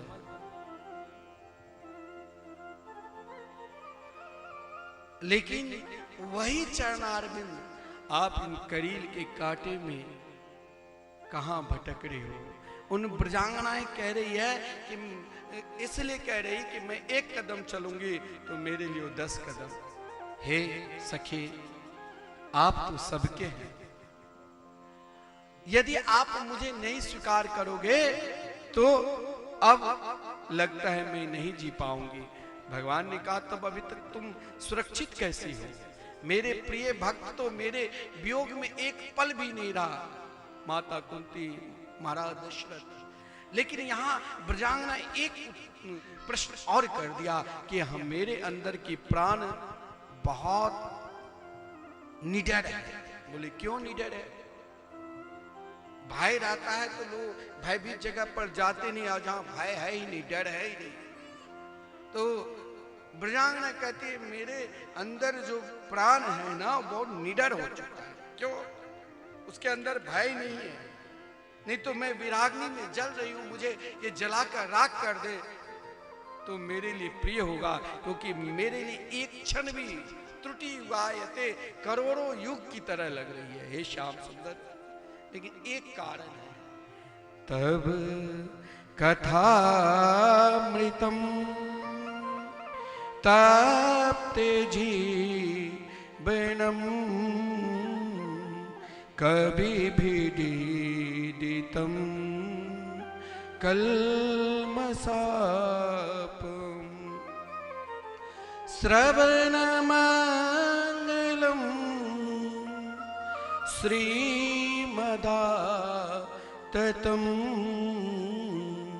भुवि गृह्णन्ति ते भूरिदा जना। कहते तब कथामृतम, आपने पहले ही अमृत पान पिला दिया। कोई अमृत पी लिया तो कभी मरेगा, वो तो अमर हो जाएगा। लेकिन आपने मुझे अमृत भी 2 प्रकार के होते हैं सज्जनों। एक स्वर्ग के अमृत पान करने के बाद स्वर्ग जाओगे तो जब तक पुण्य है तब तक। लेकिन यहाँ ब्रजांगना कहती है हमने तो वो अमृत पान कर लिए कि कभी मर ही नहीं सकते। बोले भगवान ने पूछा कौन से अमृत? तो बोले तब कथा अमृतम। जीवन की जो दुख है, तकलीफ है, चिंता है, कष्ट है, भय है, जो जीवन जल रहे हैं चिंता से, वो चिंता को दूर करने की शक्ति है आपके चिंतन रूपी कथा है। तब कथा अमृतम। हर प्राणी को जीवन की जीने की कला आपकी कथा है। जो बड़े बड़े योगी, यति, सन्यासी कवि गान करते हैं और कहते हैं यद्यपि कहे बहुविध कभी महिमा अपार, तदपि नित्य नूतन रहे कृष्ण चरित्र। संपूर्ण ब्रजांगनाएं अपने अपने भाव के अनुसार पुकार रही है। लेकिन जीवन में कभी कभी जब आपका अपना भाव सब कुछ कर लो तब भी भजन में मन ना लगे, तो कभी जो आपके इष्ट है उनके समीप बैठकर उनके लिए रो। दुनिया के लिए तो हम रो लिए, कभी भगवान के लिए रोए नहीं रोए। यहाँ भगवान सब कुछ सहन कर लेंगे, लेकिन एक भक्त जब रोते हुए पुकारते हैं तो भगवान दौड़े चले आते हैं। यहाँ संपूर्ण गोपी एक साथ प्रार्थना करने लगी। अब कोई युक्त नहीं, एक वाणी निकली क्या? इति गोप्य प्रगायन्त्य प्रलपन्त्य चेत्रधा रोरुदो स्वस्वरम राजन कृष्ण दर्शन लालसा। जीवन की लालसा उस घड़ी में, उस क्षण में लगा दो जिस क्षण में भक्त और भगवान दोनों एक हो जाते हैं, और जब भक्त और भगवान दोनों एक हो जाते हैं, वहाँ एक ही फल मिलेगा, वो कृष्ण कन्हैया श्री राम कृष्ण के चरणारविंद। मानो उन गोपियों ने ज्यों ही पुकारे, उसी समय श्री कृष्ण बंसी बजाते हुए, लेकिन आज जब बंसी बजाते हुए तो जो पीत वर्ण को ओढ़ने वाले आज नील वर्ण को ओढ़ कर आए। मानो वही लगता है कि उन गोपियों के बीच में ही कहीं छुपे थे, क्योंकि नीलांबर धरा राधा पीतांबर धरो हरि। भगवान जो पीत वस्त्र पहनते हैं, आज राधा रानी के नील वस्त्र ओढ़ कर वहां पर उपस्थित हो गए। ब्रजांगनाएं जैसे एकाएक मृतक शरीर में प्राण आ जाए, वैसे उन गोपियों की भाव हो गई। सब अपनी भाव को भी भगवान में निछावर कर दिया, और भगवान में निछावर करते हुए जीवन की हर भाव को भगवान में समर्पित करो, और वही भाव आपको भगवान से पुनः मिला देंगे। ब्रजांगनाएं, ब्रज की गोपिकाएं ना अपना भाव भगवान में यों दिया। कोई गोपी ने भगवान के चरणार बिंद को पकड़ लिया, कोई ने पीतांबर, कोई ने एक नजर से देखकर केवल यही कहा कि आप हो तो हो कौन। संसार में ये तीन प्रकार के ही ऐसे प्राणी है जिसको हम पहचान पाते हैं। एक प्रेम करने वाले से प्रेम करते हैं, एक प्रेम नहीं करने वाले से फिर भी प्रेम करता है, एक ऐसा है उनको कोई मतलब ही नहीं, सबसे परे है। आप कौन हैं? यदि प्रेम करने वाले से प्रेम करते हो तो वहां स्वार्थ छुपा है, और एक प्रेम नहीं करने वाले से प्रेम फिर करते हो तो माता पिता है, और एक ऐसा है जो आत्माराम, पूर्ण काम, आत्मज्ञान, गुरुद्रोही। लेकिन मुझे तो लगता है कि ना आप आत्माराम हैं, ना आप पूर्ण काम हैं। आप ये प्रेम अगर सीखे हो तो इन गांव के ग्वालिन गोपियों से ये भाव को सुनते ही भगवान ने कहा, इन गोपियों लग यदि मैं करोड़ों वर्ष तक अपना भाव दूं तो भी अंत नहीं है। तो यहाँ पर उन गोपियों को भाव को देखकर, रास में अनेक कुंज निकुंज की लीला है, लेकिन उन गोपियों के भाव को देखकर योगेश्वरेना कृष्णेना तासा मध्य दयो दयो, जितने गोपी उतने ही श्री कृष्ण हो गए। रास में वही प्रवेश कर सकता है जहां जिसके ऊपर रासेश्वरी वृंदावनेश्वरी देवी की कृपा है। अगर भगवान शंकर जी भी वहां प्रवेश किए तो मान सरोवर प्रेम सरोवर में स्नान करने के बाद गोपी भाव को स्वीकार, आज भी वृंदावन जाओगे तो गोपेश्वर महादेव के दर्शन होंगे। गोपी भाव को वहां तो ब्रह्मा शंकर इंद्रादि देवता अपने अपने लोक में बैठकर उस भाव को आनंद ले रहे थे। यही भाव को हम लोग प्रणाम करते हुए आगे बढ़ेंगे। आइए एक भजन का आनंद लीजिए। रास रच्यो है, रास रच्यो है, जमुना के नीर तीर रास रच्यो है, रास रचो है, रास रचो है, रास रचो है, रास रचो है, यमुना के नारे महारास रचो है, रास रचो है, रास रचो है, यमुना के नारे महारास रचो है।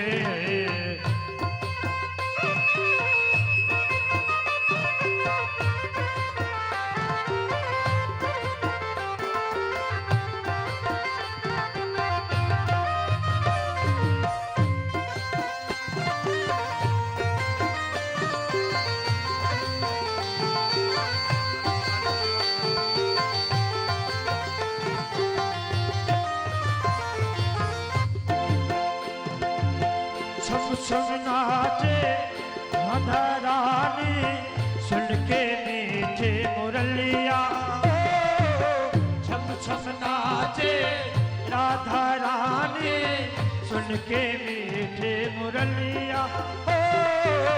शाम छवि पे मैं बलिहारी, बाल बाल और गैया, शाम छवि पे मैं बलिहारी, बाल बाल और गैया। सरर छाए रे मदरीपुर भैया, सरर सरर छाए रे मदरीपुर भैया रे, मेघा बरसे रे श्याम संग राधा नाचे रे, हे श्याम संग राधा नाचे रे, हे श्याम संग राधा नाचे रे।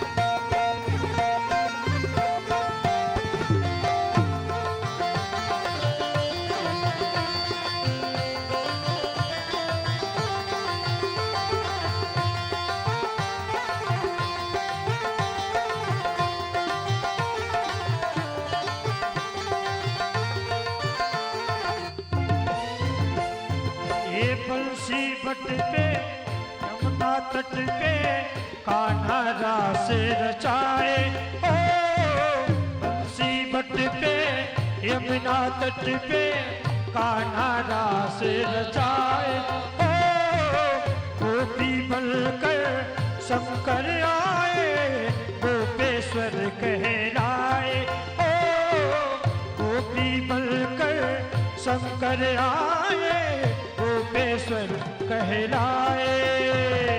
डम डम डम रूबाज कान्हा के मुरली पे, डम डम डम रूबाज कान्हा के मुरली पे, सब जग नाचे रे श्याम संग राधा नाचे रे, ये श्याम संग राधा नाचे रे। रास रचो है रास रचो है रास रचो है रास रचो है, यमुना किनारे महारास रचो गए, रास रचो है रास रचो है, यमुना किनारे महारास रचो गए। यहाँ ऐसे होता है राज, रास ऐसे नहीं किया था वहां भगवान ने, रास के जैसे रास लगना चाहिए दोनों हाथों के ऊपर, और जो नृत्य करना चाहता है इस रास में उठ सकता है। रास रचो है रास रचो है रास रचो है रास रचो है, यमुना किनारे महारास रचो है, रास रचो है रास रचो है, यमुना किनारे महारास रचो है, रास रचो है रास रचो है, यमुना किनारे महारास रचो है। राधा नाचे कृष्णा नाचे नाचे गोपी जल, राधा नाचे कृष्णा नाचे नाचे गोपी जल, ये मन में बन गए तो मेरे पावन वृंदावन, ये मन में बन गए तो मेरे पावन वृंदावन। हे राधा नाचे कृष्णा नाचे नाचे गोपी जल, राधा नाचे कृष्णा नाचे नाचे गोपी जल, मन में बन गए तो मेरे पावन वृंदावन, मन में बन गए तो मेरे पावन वृंदावन। रास रचो है रास रचो है रास रचो है रास रचो है, यमुना किनारे महाराज रचो गए, रास रचो है महाराज रचो है, यमुना किनारे महाराज रचो गए, यमुना किनारे महाराज रचो गए, यमुना किनारे महाराज रचो गए। बोले रास बिहारी सरकार की जय जय। हो। जय जय श्री राधे श्याम। रास की कथा श्रवण करने से क्या लाभ होता है? भक्तिम पराम भगवती प्रतिलभ्य कामम। किसी के हृदय रोग की बीमारी है तो रास की कथा श्रवण करने से, पाठ करने से वो बीमारी अपने आप नष्ट हो जाती है। संपूर्ण कामना को एक जगह भगवत भक्ति रूपी कामना प्रदान करते हैं। नंद बाबा अंबिकावन में उपासना के जिस क्रम में भगवान ने शंखसुर नाम के राक्षस को उद्धार किया, गुल गोपी के गीत के सुंदर वर्णन है। देवर्षि नारद जी का आगमन हुआ। देवर्षि नारद जी ने कंस से कहा कि महाराज अब तुम अपने आप को संभल जाओ। अरे सामने एक असुर था केसी नाम के, उनको जल्दी भेजो, अब यही बचा, उनको भी समाप्त कर दिया। और बोले देवकी के अष्टम जो पुत्र वो भी सुरक्षित है और साथ में भी बोले साथ में रोहिणी के पुत्र कहला रहे हैं। और अष्टम स्वयं श्री कृष्ण, अभी तक आपने जो भी असुर भेजे हो ना, वो कोई लौट कर नहीं आए, वही श्री कृष्ण है। लेकिन देवर्षि नारद जी जानते, अरे मूर्ख, अब फागुन मास कृष्ण पक्ष एकादशी के दिन देवर्षि नारद जी आए थे मथुरा, और महाराज द्वादशी को अक्रूर जी को कंस ने प्रेरणा दिया। त्रयोदशी के अक्रूर जी पुनः मथुरा से वृंदावन आए। अक्रूर जी का भाव भी बहुत उच्च कोटि के, अनेक भाव सोच रहे हैं, इस भाव को हमें प्रणाम करना है। और महाराज 11 वर्ष 53 दिन के आज श्री कृष्ण हुए, जिस क्रम में महाराज गोपियों की विरह, माता यशोदा की पुकार, संपूर्ण गोपियों की सांत्वना देकर 11 वर्ष 53 दिन की अवस्था में जब वृंदावन को छोड़कर मथुरा की ओर जा रहे थे, अक्रूर जी के हृदय पिघल गए। जिस क्रम में अक्रूर जी को भी भगवान ने अपने वास्तविकता स्वरूप को दर्शन करा के ऐश्वर्य स्वरूप को वृंदावन भेज दिया, क्योंकि भगवान की प्रतिज्ञा है, पाद में कम न गच्छामि त्यक्त्वा वृंदावन। जब मथुरा गए, मथुरा में भी अनेक मित्र हुए, मथुरावासी ने खूब स्वागत सम्मान किए। और जिस क्रम में वही मथुरा में भगवान ने अनेक लीला, यज्ञ से एक दिन पूर्व ही जहां कंस ने योजना बनाकर रखा था, देवकी और वसुदेव को कारागार में सामने बंद कर दिया था, और चारों मुष्टिक शल्य तोषक जिसके अंदर 60-60 हजार हाथियों की बल है। लेकिन जब श्री कृष्ण मथुरा गए ना, तो जो भक्त अपने जीवन की कामना लेकर थे, सब पर कृपा की। सर्वप्रथम वही धोबी जो रामा अवतार में अपमान किए थे माता जानकी के, आज भगवान ने सर्वप्रथम उनको भी कल्याण कर दिया। क्योंकि जिस भस्म अनेकों वस्त्र को गधे पर लाद कर ला रहे थे, धोबी उनके अंदर अनेकों धोबी काम कर रहे थे, वस्त्र मांगा नहीं दिया, करह स्पर्श से उनको भी समाप्त कर दिया। और महाराज फिर वही वस्त्र पहनकर मथुरा के ग्वाल बाल और जो कुछ भगवान के साथ आए थे, उन ग्वाल बाल को आगे बढ़ा। तो एक दर्जी जो रामा अवतार में भगवान से मिथिला के दर्जी थे, जो रामा अवतार में प्रभु के लिए पोशाक को बनाया लेकिन पहनाया नहीं, आज वही दर्जी कृष्णा अवतार में मथुरा में आकर अपने भाव को प्रकट किया, आगे बढ़ा। एक श्रीदामा नाम के माली भी मिला, उन माली ने भी देखा ये फूल लाए कंस नहीं है, फूलों से जो सजने वाले मेरे गोपाल है। आज श्री कृष्ण बलराम और उनके सखाओं को स्वागत किया। आगे बढ़ा तो एक 3 जगह से टेढ़ी मेढ़ी न चाल सही, लेकिन सिंगार चंदन के बहुत अच्छी करती थी कुब्जा। भगवान ने कुब्जा के भाव को भी स्वीकार कर उन तिलक भी लगाया और कुब्जा को भी दिव्य रूप प्रदान की। जिन कुब्जा ने भगवान से कहा कि आप मेरे साथ चलो, भगवान ने कहा जब तक कंस के उद्धार नहीं करूंगा तब तक नहीं आऊंगा। सामने जो 13,000 सैनिक थे उनको भी उद्धार कर दिया। और उससे आगे जब बढ़े एक दूसरे दिन, तो महाराज 10,000 हाथों के बल वाले कुबल्या पीढ़ाती को उद्धार किया। और जब अंदर प्रवेश किया तो बड़े बड़े योद्धा, आज जब भगवान को देखा, सब अपने अपने जिनके जैसे भावना उस भावना के अनुसार दर्शन किए। चाणूर ने कहा आप हमसे युद्ध करो। भगवान ने कहा कि मैं बालक और आप इतने बड़े। तो चाणूर ने कहा ना बालो ना किशोरस्तम बलश्च बलिनाम बर, आप ना कोई बालक हो ना किशोर हो, आप एक श्रेष्ठ बलशाली हो। भगवान के हाथ जो ही पकड़ा, भगवान देखते ही देखते चाणूर को उद्धार किया। और बलदाव भैया मुष्टि को, चाणूर मुष्टि का उद्धार करने के बाद सल तोषक आए, उनको भी उद्धार किया। फिर 8 18 हाथ ऊंचे सिंहासन पर कंस बैठा था। भगवान ने छलांग लगाया और कंस को पकड़कर ध्यान से गिराया और माता से कहा, देख जैसे आपको अपमान किया था, और देखते ही देखते कंस का उद्धार कर दिया। बोले कृष्ण कन्हैया। संपूर्ण मथुरा में उत्सव होने लगे, सब नाच रहे गा रहे हैं। कारागार से अपने माता पिता को मुक्त के महाराज उग्रसेन को राज्याभिषेक कर दिया। नंद बाबा के पास आकर कहा, बाबा अब लौट आ जाओ, अब हम कुछ दिन मथुरा में ही रहेंगे। एक भाव को हम लोग भी भजन के माध्यम से आनंद ले और फिर श्री उद्धव गोपी संवाद को श्रवण करेंगे भाव के साथ। काले कमले वाला मेरा यार है, काले कमले वाला मेरा यार है, मेरे मन का मोहन तो दिलदार है। ओ काले कमले वाला मेरा यार है, मेरे मन का मोहन तो दिलदार है। तू मेरा यार है, मेरा दिलदार है, तू मेरा यार है, मेरा दिलदार है। काले कमले वाला मेरा यार है, मेरे मन का मोहन तो दिलदार है।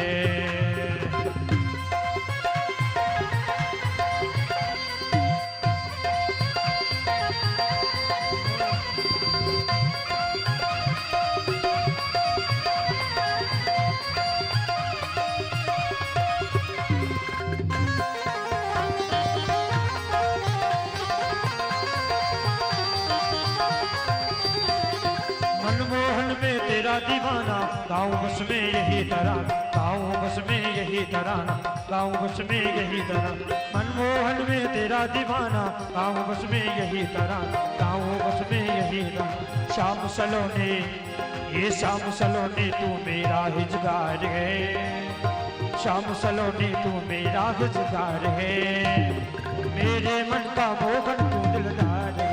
ओ काले कमले वाला मेरा यार है, मेरे मन का मोहन तू दिलदार है।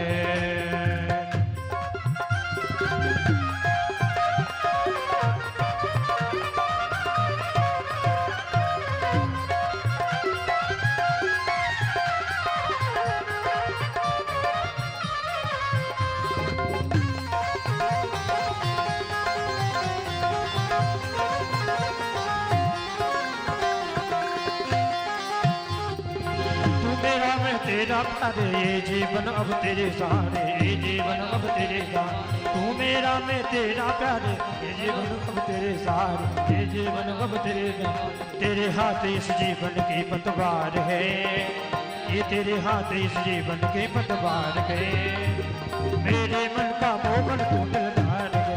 ओ काले कमले वाला मेरा यार है, मेरे मन का मोहन तू दिलदार है।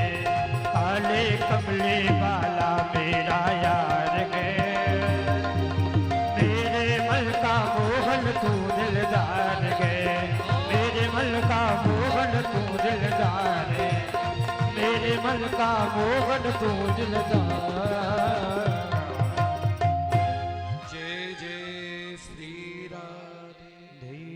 सब मथुरा में उत्सव मना रहे थे, जिस क्रम में यज्ञोपवीत संस्कार हुआ और गुरुकुल पढ़ने के लिए उज्जैन के पावन पवित्र भूमि महाकाल भगवान के पावन क्षेत्र श्री शांतिपन ऋषि के आश्रम में, जिस क्रम में सुदामा जी के साथ मित्रता की सुदामा चरित्र हम कल श्रवण करेंगे, और जिस क्रम में 64 दिन में रहकर गुरुकुल में संपूर्ण विद्या को प्राप्त कर लिया और गुरु दक्षिणा के रूप में गुरु के मरे हुए पुत्र को समर्पित कर पुनः मथुरा आए। आइए, जब मथुरा में श्री कृष्ण आए ना, मथुरा में आकर आज प्रथम बार माता देवकी ने अपने हाथ से 56 प्रकार के व्यंजन बनाकर तैयार किए।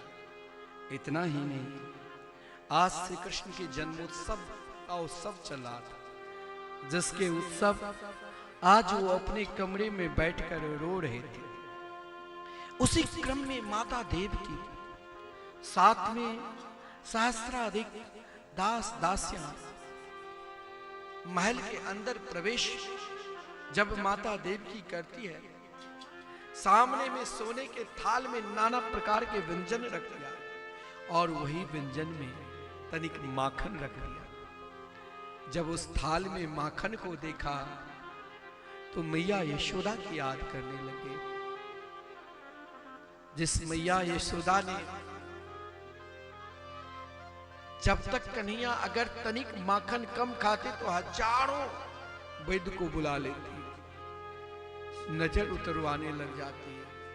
आज माता देवकी की वो प्रेम, वो निष्ठा, वो भाव नहीं देखा। मैया यशोदा जब अक्रूर जी लेने के लिए गए थे तो मैया यशोदा मुख का भोजन वहीं छोड़कर अक्रूर से कहा था, अक्रूर यदि मेरे प्राण चाहिए तो मेरे प्राण को ले जाओ, लेकिन मेरे प्राण प्रिय मेरे कृष्ण को मत ले जाओ। जब अक्रूर रथ पर ले जा रहे थे तो मैया दौड़ती हुई हाथ में माखन की कटोरी लेकर आई और कहा कि अरे कन्हैया, मुझे पता नहीं तू देवकी का पुत्र हो, मैंने एक तनिक माखन के कारण तुम्हें उखल में बांध दिया, एक मटकी तूने तोड़ा। हे कन्हैया, ये बात तू मैया देवकी से मत कहना। मथुरा में भगवान ने रथ से उतरकर जिन मैया से कहा था, मैया मैं सब कुछ भूल सकता हूं लेकिन ये प्रेम कभी नहीं भूलूंगा, आज वही प्रेम की याद कर रहे हैं। जो ही सामने माखन देखा हिचकी लेकर रोने लग गई। देवकी घबरा गई। देवकी दौड़ती हुई वसुदेव जी के पास गई। वसुदेव जी से कहा, आज मैं प्रथम बार अपने पुत्र के लिए स्वयं अपने हाथ से नाना प्रकार के व्यंजन तैयार किया, लेकिन जो ही पास में रखा वो न कुछ खाए, केवल मौन होकर रो रहे थे। वसुदेव जी ने भी कहा, मुझे उनके विषय में कुछ पता नहीं, मैंने सुना मथुरा में अगर उनके कोई मित्र है तो उद्धव जी है। उद्धव जी कौन है? तो आदरणीय श्रीमान सुखदेव जी कहते हैं, वृष्णीनाम प्रवरो मंत्री कृष्णस्य दैत सखा शिष्यो बृहस्पति साक्षात् उद्धवो बुद्धि सतमा। मथुरा में उस समय उद्धव जी के समान कोई प्रभावशाली नहीं थे, जो साक्षात वृष्णि वंशी के प्रधान मंत्री के पद पर विराजमान थे और श्री कृष्ण के सबसे प्रिय सखा बृहस्पति जी के शिष्य।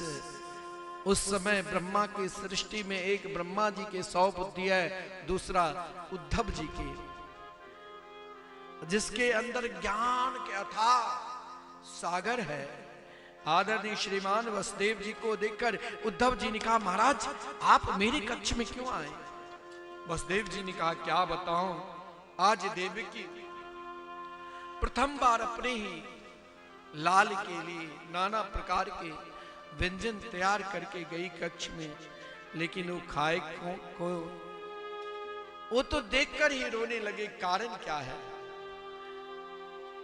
उद्धव जी सीधे श्री कृष्ण के महल में प्रवेश करते हैं और जब महल में प्रवेश करते हैं तो श्री कृष्ण के चरणों में प्रणाम किया। उद्धव जी अपने ज्ञान के अनुसार, हम सबके जितना ही ज्ञान रहेगा उतने ही अपने ज्ञान को आगे बढ़ाएंगे। उद्धव जी भी श्री कृष्ण के निकट आकर कहा, मित्र जब से आप गुरुकुल से पढ़कर आए, मथुरा आए, ऐसा कारण क्या है? ना आप किसी से बोलते हैं, ना आप किसी के पास जाते हैं, क्या मथुरावासी से कोई गलती हुई क्या? आप किसके लिए रोते हैं? हे श्याम सुंदर बताओ। श्री कृष्ण के हाथ को पकड़कर उद्धव जी अपने साथ विश्राम घाट पर ले गए, जहां यमुना की धारा बह रही है। और विश्राम घाट पर एक चट्टान पर बैठ गए। श्री कृष्ण और उद्धव जी बैठे हैं। वहीं यमुना की धारा से प्रभावित होते हुए बहते हुए एक सुंदर कमल का पुष्प आया। आज श्री कृष्ण के जन्मोत्सव का उत्सव चल रहा था मथुरा में। वो पुष्प महाराज जो ही देखा, उद्धव जी छलांग लगाए यमुना में और पुष्प श्री कृष्ण को दिया। श्री कृष्ण ने जो ही उस पुष्प को नासिका से लगाए, जो ही सुगंध लिया, एक मूर्छित अवस्था में। अब तो उद्धव घबरा गए कि ऐसा क्या कारण है जो फूल को स्पर्श करते ही मूर्छित हो गए। 10 मिनट के बाद जब नेत्र खोले, कहा प्रभु क्या कारण है? उस पुष्प में क्या कुछ ऐसा कीड़ा तो नहीं था? बोले नहीं, हे उद्धव, इस पुष्प को आप नहीं पहचान सकते। इस पुष्प को वही पहचान सकता है जिसके हृदय में कृष्ण प्रेम जन्म भाव प्रकट हुआ होगा। हे उद्धव, ये पुष्प श्री जी के द्वारा प्रदत्त है। ये पुष्प कोई और नहीं दिया। ये पुष्प राधा रानी ने यमुना जी में प्रभावित कर कहा, हे पुष्प, आज तुम श्री कृष्ण के साथ एकता के एक भाव प्रकट कर देना। आज उस भाव को ज्यों ही उद्धव जी ने देखा तो शास्त्र के ज्ञाता, शास्त्र के मर्मज्ञ, शास्त्र को समझने वाले उद्धव जी भगवान के चरण पकड़कर रोने लगे। प्रभु कारण क्या है? तो भगवान ने कहा, हे उद्धव, क्या मथुरा में मेरी व्यथा, मेरे दुख को सुनने वाला कोई नहीं। हे उद्धव, एक काम आप करोगे, आप बहुत बड़े ज्ञानी हैं। एक बार उद्धव आप जाओ वृंदावन और वृंदावन में जाकर मेरे पिता से मिलना, मेरी मां यशोदा से मिलना। मैंने अपनी मैया यशोदा से कहा था कि मैं परसों लौट कर आ जाऊंगा, लेकिन हे उद्धव, मेरे लिए तो बरसों हो गए। हे उद्धव, गच्छोद भव ब्रजम सौम्य, एक बार आप ब्रज जाओ और ब्रज में जाकर मेरी मैया से कहना मैं जरूर आऊंगा। हे उद्धव, जो बाबा मुझे उंगली पकड़ कर चलाया, आज मैं उस बाबा को 2 टूक शब्द में कहा था कि आप लौट कर चले जाओ। आधी श्लोक में नंद बाबा और मैया यशोदा का वर्णन किया, लेकिन 3.5 श्लोक में उन गोपियों के वर्णन करने लगे। हे उद्धव, मैंने उन गोपियों के साथ भी धोखा दिया। एक बार उद्धव आप वृंदावन जाओ और वृंदावन में जाकर एक बार आप राधा रानी से मिलकर आना, उन गोपियों से मिलना। उद्धव, जब मैं बंसी बजाता था तो गैया घास छोड़कर एक नजर से मेरी ओर देखने लग जाती। हे उद्धव, जब मैं वृंदावन को छोड़कर मथुरा आया, उस समय वहां के विरह, लता पता, पृथ्वी भी रुदन करने लग गई थी। आज भी प्रमाणित है, वहां के जल खराब मिलेगा आप नमकीन। हे उद्धव, जाओ एक बार आप वृंदावन और वहां सबको सांत्वना दो। उद्धव जी ने कहा, आप मुझे उन गांव के ग्वालियों के पास भेज रहे हैं, वो मेरे ज्ञान को क्या समझ पाएंगे? कन्हैया ने कहा, हे उद्धव, आप मेरे मित्र हैं, मैं इसीलिए आपको भेज रहा हूं ताकि वो आपके ज्ञान को समझे। लेकिन एक उनके अंदर बड़प्पन है कि आज तक स्वप्न अवस्था में भी मेरे सिवा किसी को देखा ही नहीं। उद्धव, ये मेरा रथ लो, और रथ के साथ ये अपना वस्त्र भगवान उद्धव जी को पहना दिया और कहा, उद्धव, आज मैं ये मोर पंख भी आपको प्रदान कर रहा हूं, एक बार आप श्री जी को जरूर सांत्वना देना। उद्धव जी हाथ जोड़कर प्रार्थना करने लगे, महाराज आप कोई पत्र लिख कर दो। पत्र में भी ऐसा भाव था, ये उन रसिक जनों की भाव है कि धाम मनिष्ठ कैसे होना चाहिए, धाम में कैसे समर्पित होना चाहिए, धाम में अपना बड़प्पन कभी नहीं दिखाना चाहिए। रसिक जन ने भाव दिया कि उस पत्र में क्या भाव है। पत्र में भाव है, भगवान ने राधा रानी से कही, हे राधे वृषभान सुते ललते, मैंने कौन कियो अपराध तिहारो, काढ़ी दियो ब्रजमंडल ते, अब और हूँ दंड दियो कछु भारो, अपनों कर ले हो कृपा कर दे हो, कुंज कुटीर यमुना के किनारे, यह जिय जानी कृपा की निधान, भई सो भई अब बेगी संहारो। यानी वहां यही भाव है, हे प्रियाजू आप इतनी ही कृपा कर देना, जो उद्धव के अंदर जो ज्ञान है मैं मानता हूं बहुत श्रेष्ठ ज्ञान है, लेकिन इसे प्रेम की धारा में निचोड़ देना उस ज्ञान, और उद्धव जी के हृदय में वो प्रेम प्रकट कर देना जो मेरे वास्तविकता जो स्वरूप है वो, अगर आप जब तक उद्धव पर कृपा नहीं करोगे तब तक मेरे वास्तविकता स्वरूप को नहीं पहचान पाएंगे। फिर भी भगवान भी नहीं करने लगे। दूसरा भाव, उद्धव जी उस भाव में अभी तक गोता नहीं लगा पा रहे हैं। क्यों नहीं गोता लगा पा रहे हैं? क्योंकि उस भाव रूपी सागर में जब तक श्री जी की कृपा नहीं होगी तब तक उद्धव कैसे उस भाव रूपी सागर में गोता लगाएंगे। इसीलिए ठाकुर जी ने श्री जी से प्रार्थना, किशोरी दर्शन दीजे हो, श्री राधे दर्शन दीजे हो, चित नहीं चैन नैन भय व्याकुल, चित नहीं चैन नैन भय व्याकुल, कैसे जी हो, श्री राधे दर्शन दीजे हो, बिरह बिकल भई बाबरी डोलू,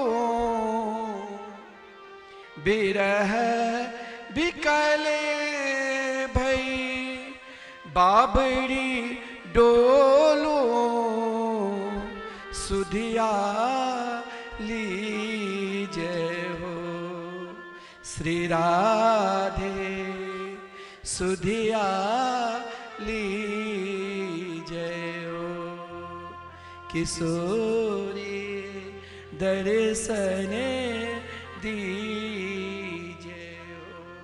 स्वयं भगवान रास रासेश्वरी राधा रानी से प्रार्थना कर रहे हैं। उद्धव जी रथ पर बैठ गए। रथ पर बैठकर उद्धव जी मार्ग में जा रहे हैं। श्री कृष्ण के पत्र और श्री राधा भाव लेकर जब वृंदावन पहुंचे, जब आपके हृदय में श्री राधा भाव लेकर श्री धाम पहुंचोगे तब धाम आपके ऊपर कृपा करेंगे कि यहाँ अपना बड़प्पन को लेस मात्र मत ले जाना, यहाँ अपना बड़प्पन को श्री जी के चरणों में समर्पित कर देना। इसीलिए तो बिंदु जी ने अपना भाव दिया उलझ कर वस्त्र में काटे, लगे ऊधों को समझाने, तुम्हारा ज्ञान पर्दा फाड़ देंगे, यह प्रेम दीवाने, है प्रेम जगत में सार और कछु सार नहीं। जो ही मथुरा से कुछ ही दूर गए थे, ब्रज रज को प्रणाम किया। उद्धव जी के ब्रज रज जीवन में अगर आपको प्रिया प्रीतम के प्रति भजन निष्ठा ना बने तो नित्य ब्रज रज की उपासना करो, ब्रज रज को तिलक लगाओ, ब्रज रज को अपने हृदय पर बैठाओ। पीछे पीछे भगवान भी जा रहे हैं और उद्धव जी को लगा कि मैं रथ पर अकेला बैठा। भगवान ने यही कहा, हे उद्धव, एक बार मेरी मैया को जरूर समझाना, मेरे बाबा को समझाना। एक बार उद्धव जी वही भाव को लेकर जा रहे हैं, केवल हमें भाव में डूबना है। उधो मैया को सुनैयो, तेरो लाला दुख पावे, मैया को सुनैयो, तेरो लाला दुख पावे, मैया को सुनैयो, तेरो लाला दुख पावे, मैया को सुनैयो।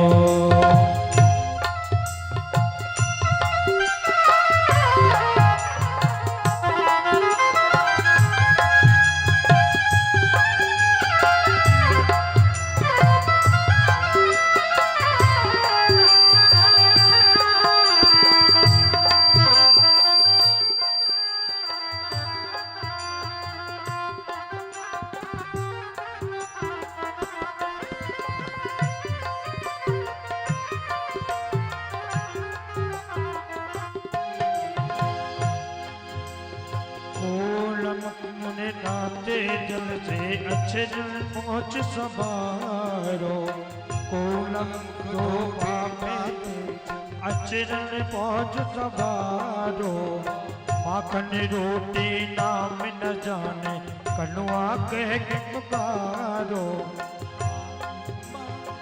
को ना बुलावे मेरी मैया को सुनैयो, अरे को ना बुलावे मेरी मैया को सुनैयो, मैया को सुनैयो, तेरो लाल दुख पावे, मैया को सुनैयो, तेरो लाला दुख पावे, मैया को सुनैयो।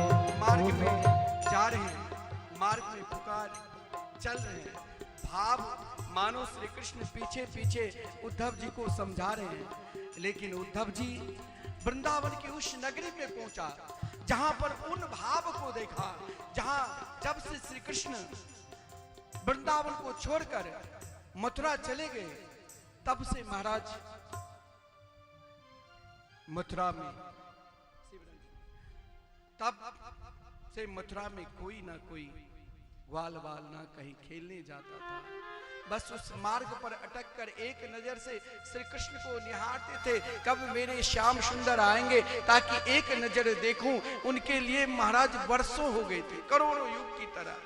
आज जब उस रथ को देखा तो उनका भाव ही बदल गए, दौड़ कर गए कि मेरे श्याम सुंदर आए हैं। लेकिन रथ पर खड़े उद्धव जी को देखकर सब जितना उत्साह हुआ उससे अधिक दुख हुआ। और उद्धव जी ने पूछा, मुझे नंद महल की ओर जाना है। बोले, नंद महल को बताने की जरूरत, किसी को साहस ही नहीं हुआ कि उद्धव जी के साथ जाए, केवल इशारा में बता दिया तू सीधे जाओ उद्धव जी।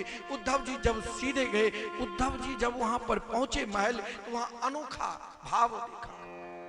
श्री कृष्ण के मंगलमय नाम जीवन का सर्वस्व एक बात नाम है। उस नाम की आराधना में, उन नाम आराधना से रूप साक्षात भाव में आ जाते थे। उद्धव जब प्रवेश किया तो वहां को ना एक क्षण के लिए कोई विरह नहीं, वहां तो एक देखा कृष्ण लीला ही गुंज रहे इस महल में। और उस महल में आज उद्धव जी जैसे ज्ञानी के ज्ञान कोई काम नहीं कर रहा है। कहा गया है उद्धव जी के ज्ञान तो गुदरी की तरह बिखर गए, इसीलिए ज्ञान गुदरी। जहां ज्ञान ही नहीं रह सकता है वहां भजनानंदी भक्त ही रह सकते हैं।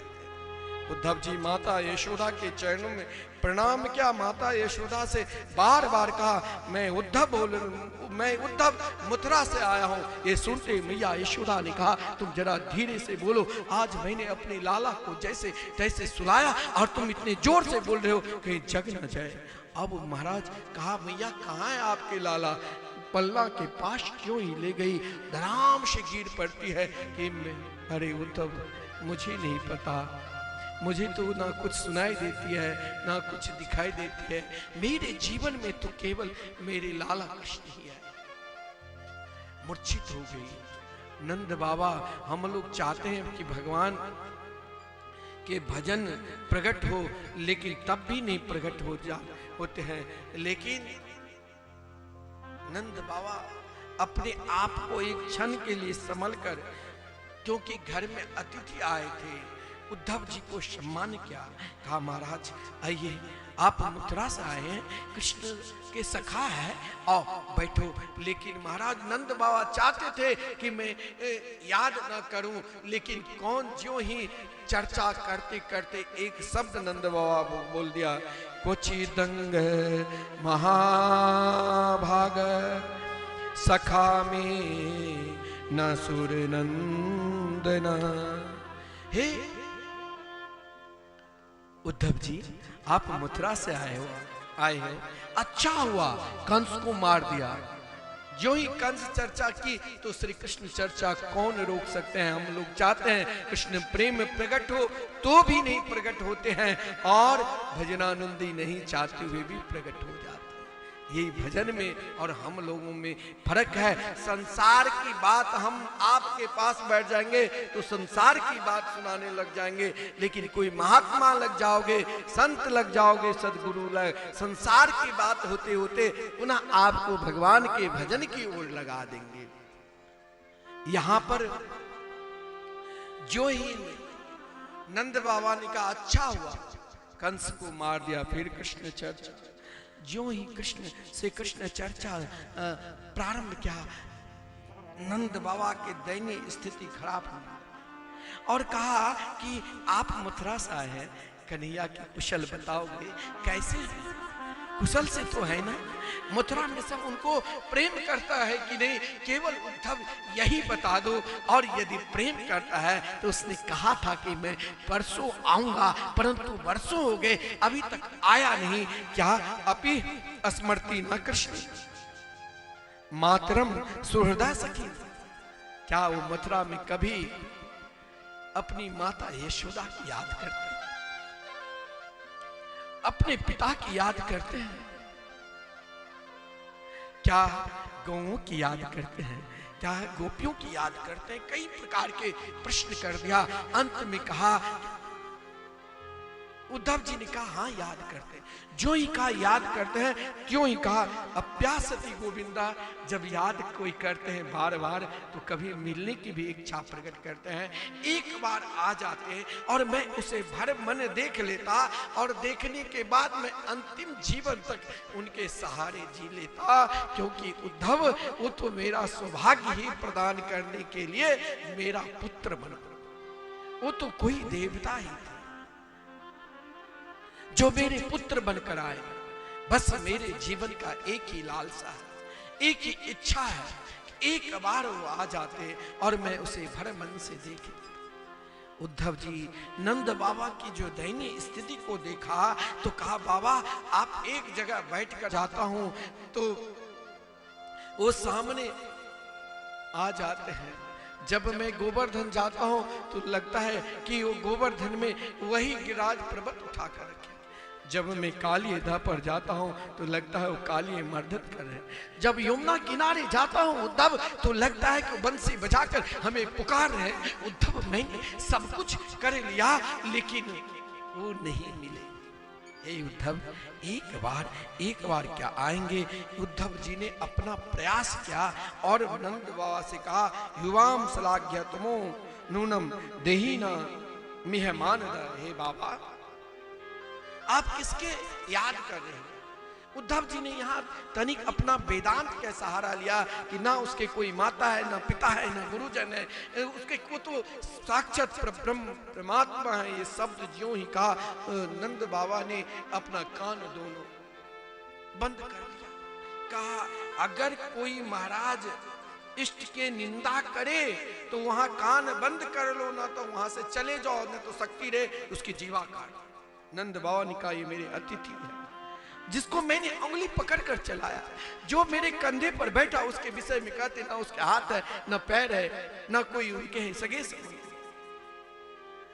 नंद बाबा उसी समय कृष्ण के याद करते करते नंद बाबा की भी स्थिति यशोदा की तरह, वाणी अवरुद्ध, नेत्रों से अश्रुपात, कृष्ण याद में मग्न है। रात्रि निकल गए, बेचैनी ना नींद आ रही है, केवल श्री कृष्ण की याद में डूबे हुए हैं। उद्धव जी नहीं सो पाए। प्रातः काल हुआ, निरुप्य दीपान ब्रजांगनाएं की भी दयनीय स्थिति विलक्षण है। सब के सब दीपक जलाई और दीपक जलाकर सब दधी मंथन करने लग गई, और दधी मंथन के उपरांत उससे जो स्वर निकलता था मानो वहां चारों तरफ श्री कृष्ण नाम गूंज रहे हैं। यही तो नाम के प्रभाव है। उससे जो वातावरण जहां भगवान के मंगलमय नाम का स्मरण होते वहां वातावरण ही अलग बन जाता। यहाँ महाराज जब ब्रजांगना दीपक जलाकर कृष्ण की याद कर रही है तो वहां वातावरण गुंजान करने लगे। वहां एक पहचान अपने आप निकल गई। एक बार क्या हुआ, श्री तुलसीदास जी महाराज जो निरंतर रोम रोम से श्री राम नाम निकलते थे, एक बार संत से मिलने के लिए जाते हैं। श्री सूर्यदास जी से मिलने के लिए गए। सूर्यदास जी ने दूर से ही समझ गई और पुकार, आइए आइए तुलसीदास जी, विराजिए विराजिए, बहुत दिन के बाद मेरी कुटिया पर पधारे हैं। तुलसीदास जी ने सोचा इनको कुछ दिखाई ही नहीं देता, फिर कैसे समझ गए। तो तुलसीदास जी ने पूछा, बोले तुलसीदास जी आपके शब्द, आप जो श्री सीताराम नाम बोलते हैं उससे जो स्वर निकलता है वो आपके सिवा दूसरा कोई बोल ही नहीं सकते हैं।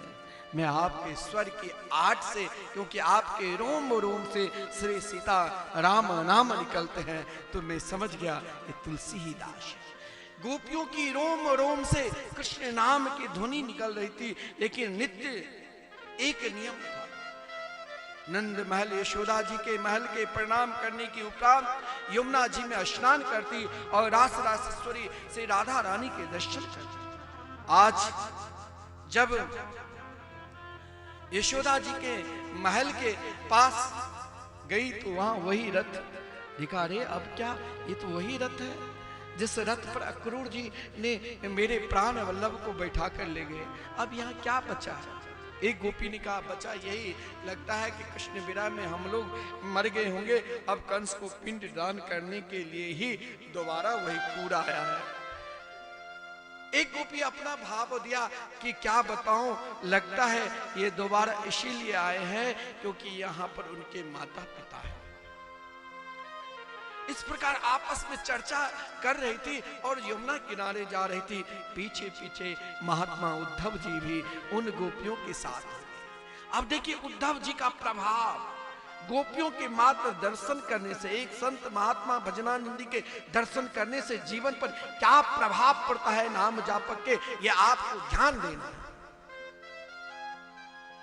जब उद्धव जी ने उन गोपियों के पीछे पीछे जा रहे थे, उनके चरण धूल ज्यों ही पड़ा। अब उद्धव जी के अंदर वो ज्ञान नहीं, कृष्ण प्रेम में डूबने लगे। लेकिन श्री कृष्ण प्रेम में तभी डूबेगा जब श्री जी की कृपा हो। श्री जी की कृपा कब होगी? सत्संग के द्वारा। यहाँ ब्रजांग में ब्रज की गोपिकाएं आपस में चर्चा करेंगी। आज मैंने स्वप्न में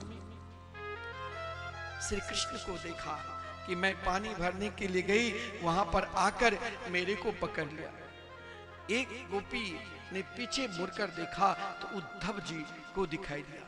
तो उद्धव जी से बात नहीं की, उनकी निष्ठा बहुत भाव अनंता थी। जो आपस में चर्चा करने लग गई कि मैंने ये देखा कि कपट रहित प्रेम नहीं होता है,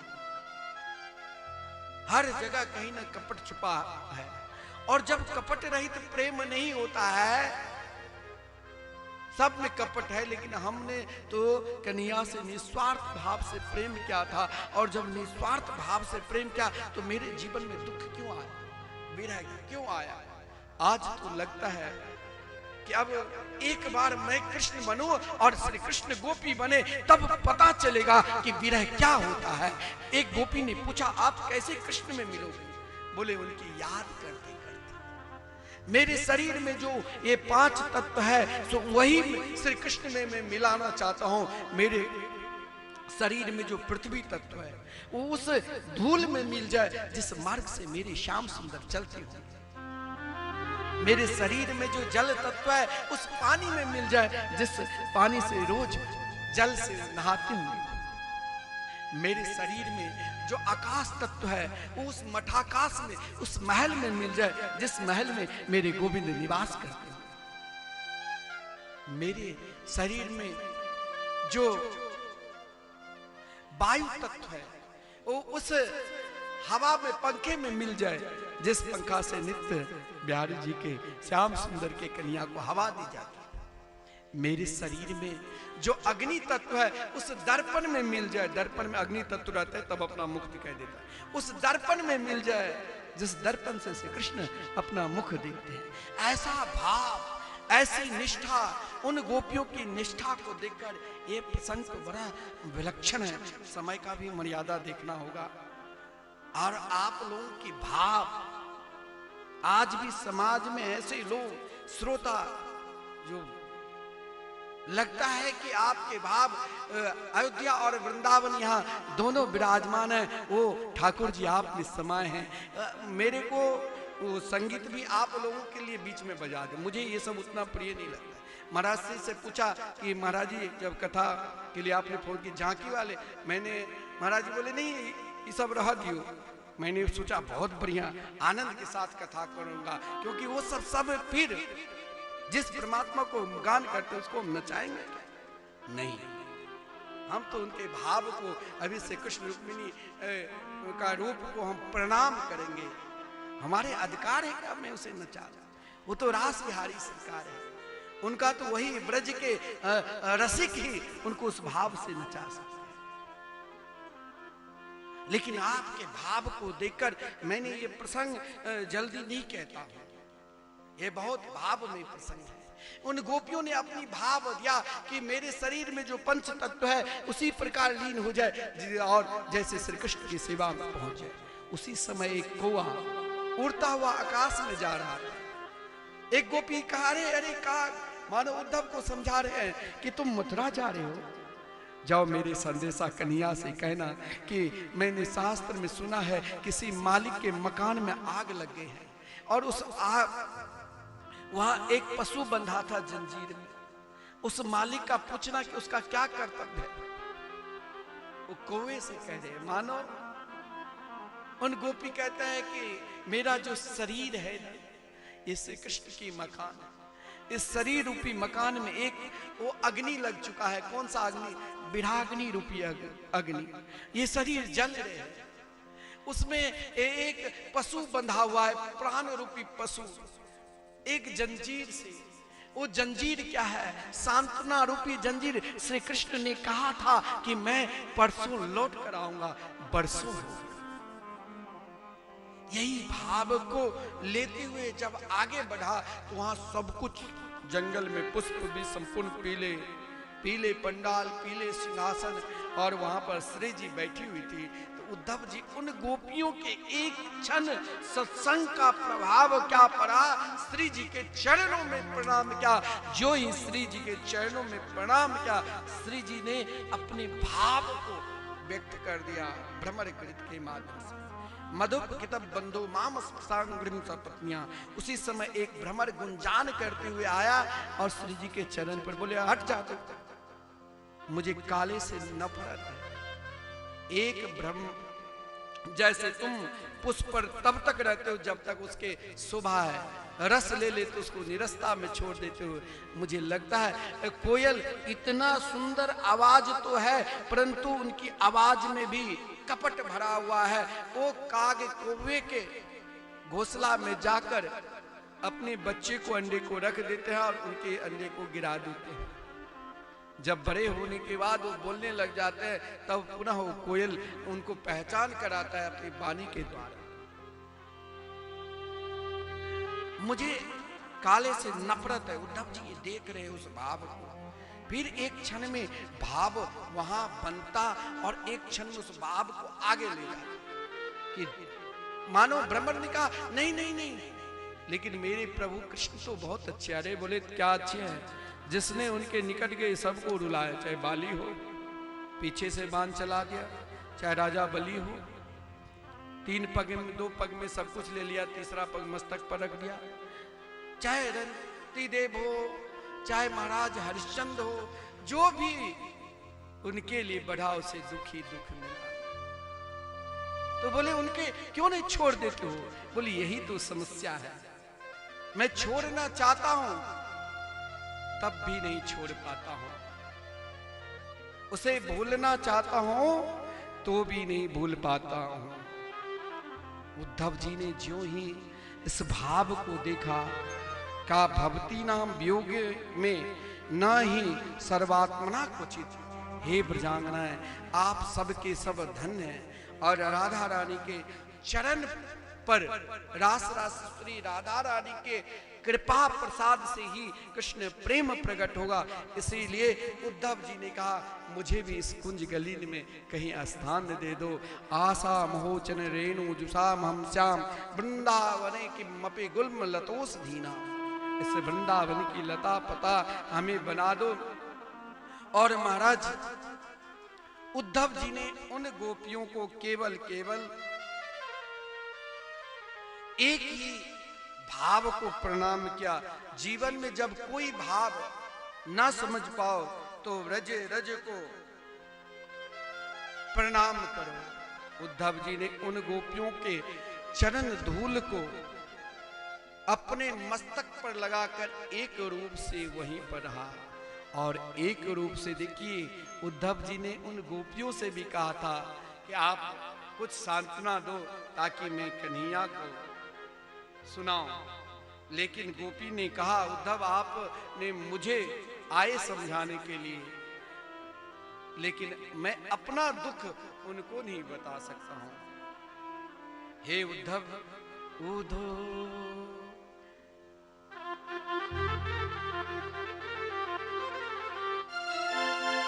जीवन में जब प्रेम व्यक्ति के कृष्ण प्रेम प्रकट होता है तो मस्ती सदा बनी रहती है।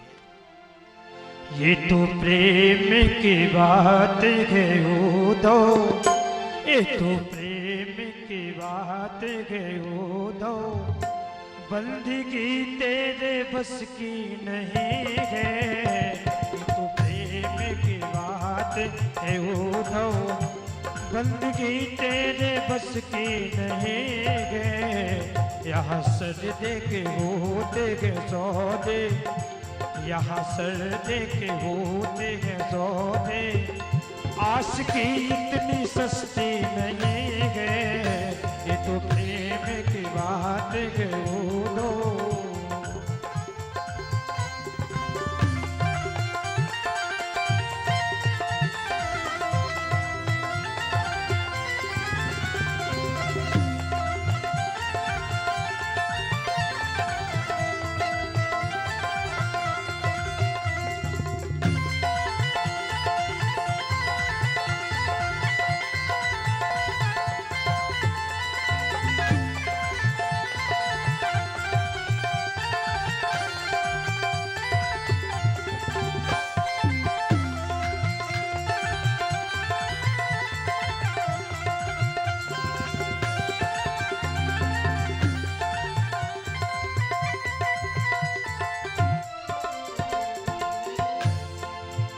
प्रेम वालों ने कब भक्ति पूछा, उनकी पूजा में सुन ले ये उद्धव। प्रेम वालों ने कब भक्ति पूजा, उनकी पूजा में सुन ले ये बूढ़ो,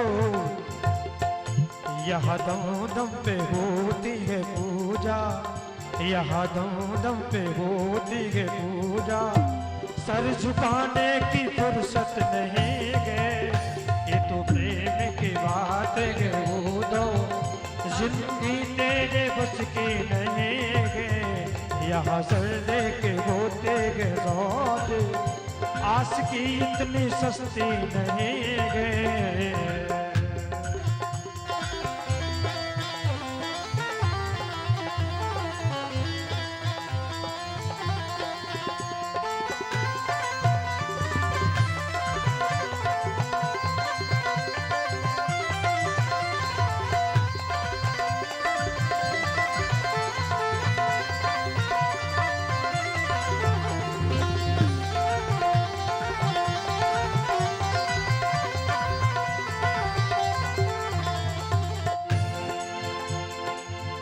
जो असल में है मस्ती में डूबे, उन्हें क्या परवाह जिंदगी की, जो असल में है मस्ती में डूबे, उन्हें क्या परवाह जिंदगी की।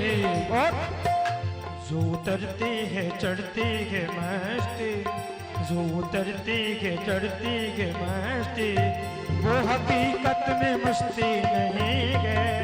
जो उतरते हैं चढ़ते हैं मस्ती, वो हकीकत में मस्ती नहीं गए।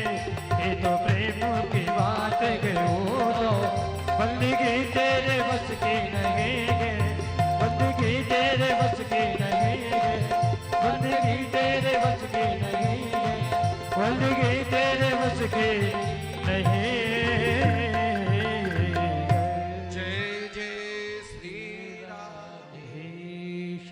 उद्धव जी एक रूप से राज गोवर्धन के पावन तलहटी कुसुम सरोवर और देवर्षि नारद कुटी के बीच में आज भी विराजमान है। कई रसिक जनों के दर्शन भी देते। एक रूप से मथुरा आए, सबसे मिले, श्री कृष्ण से ही नहीं मिले। बाद में जब श्री कृष्ण के कक्ष में प्रवेश किए तो श्री कृष्ण ने कहा, उद्धव कब आए?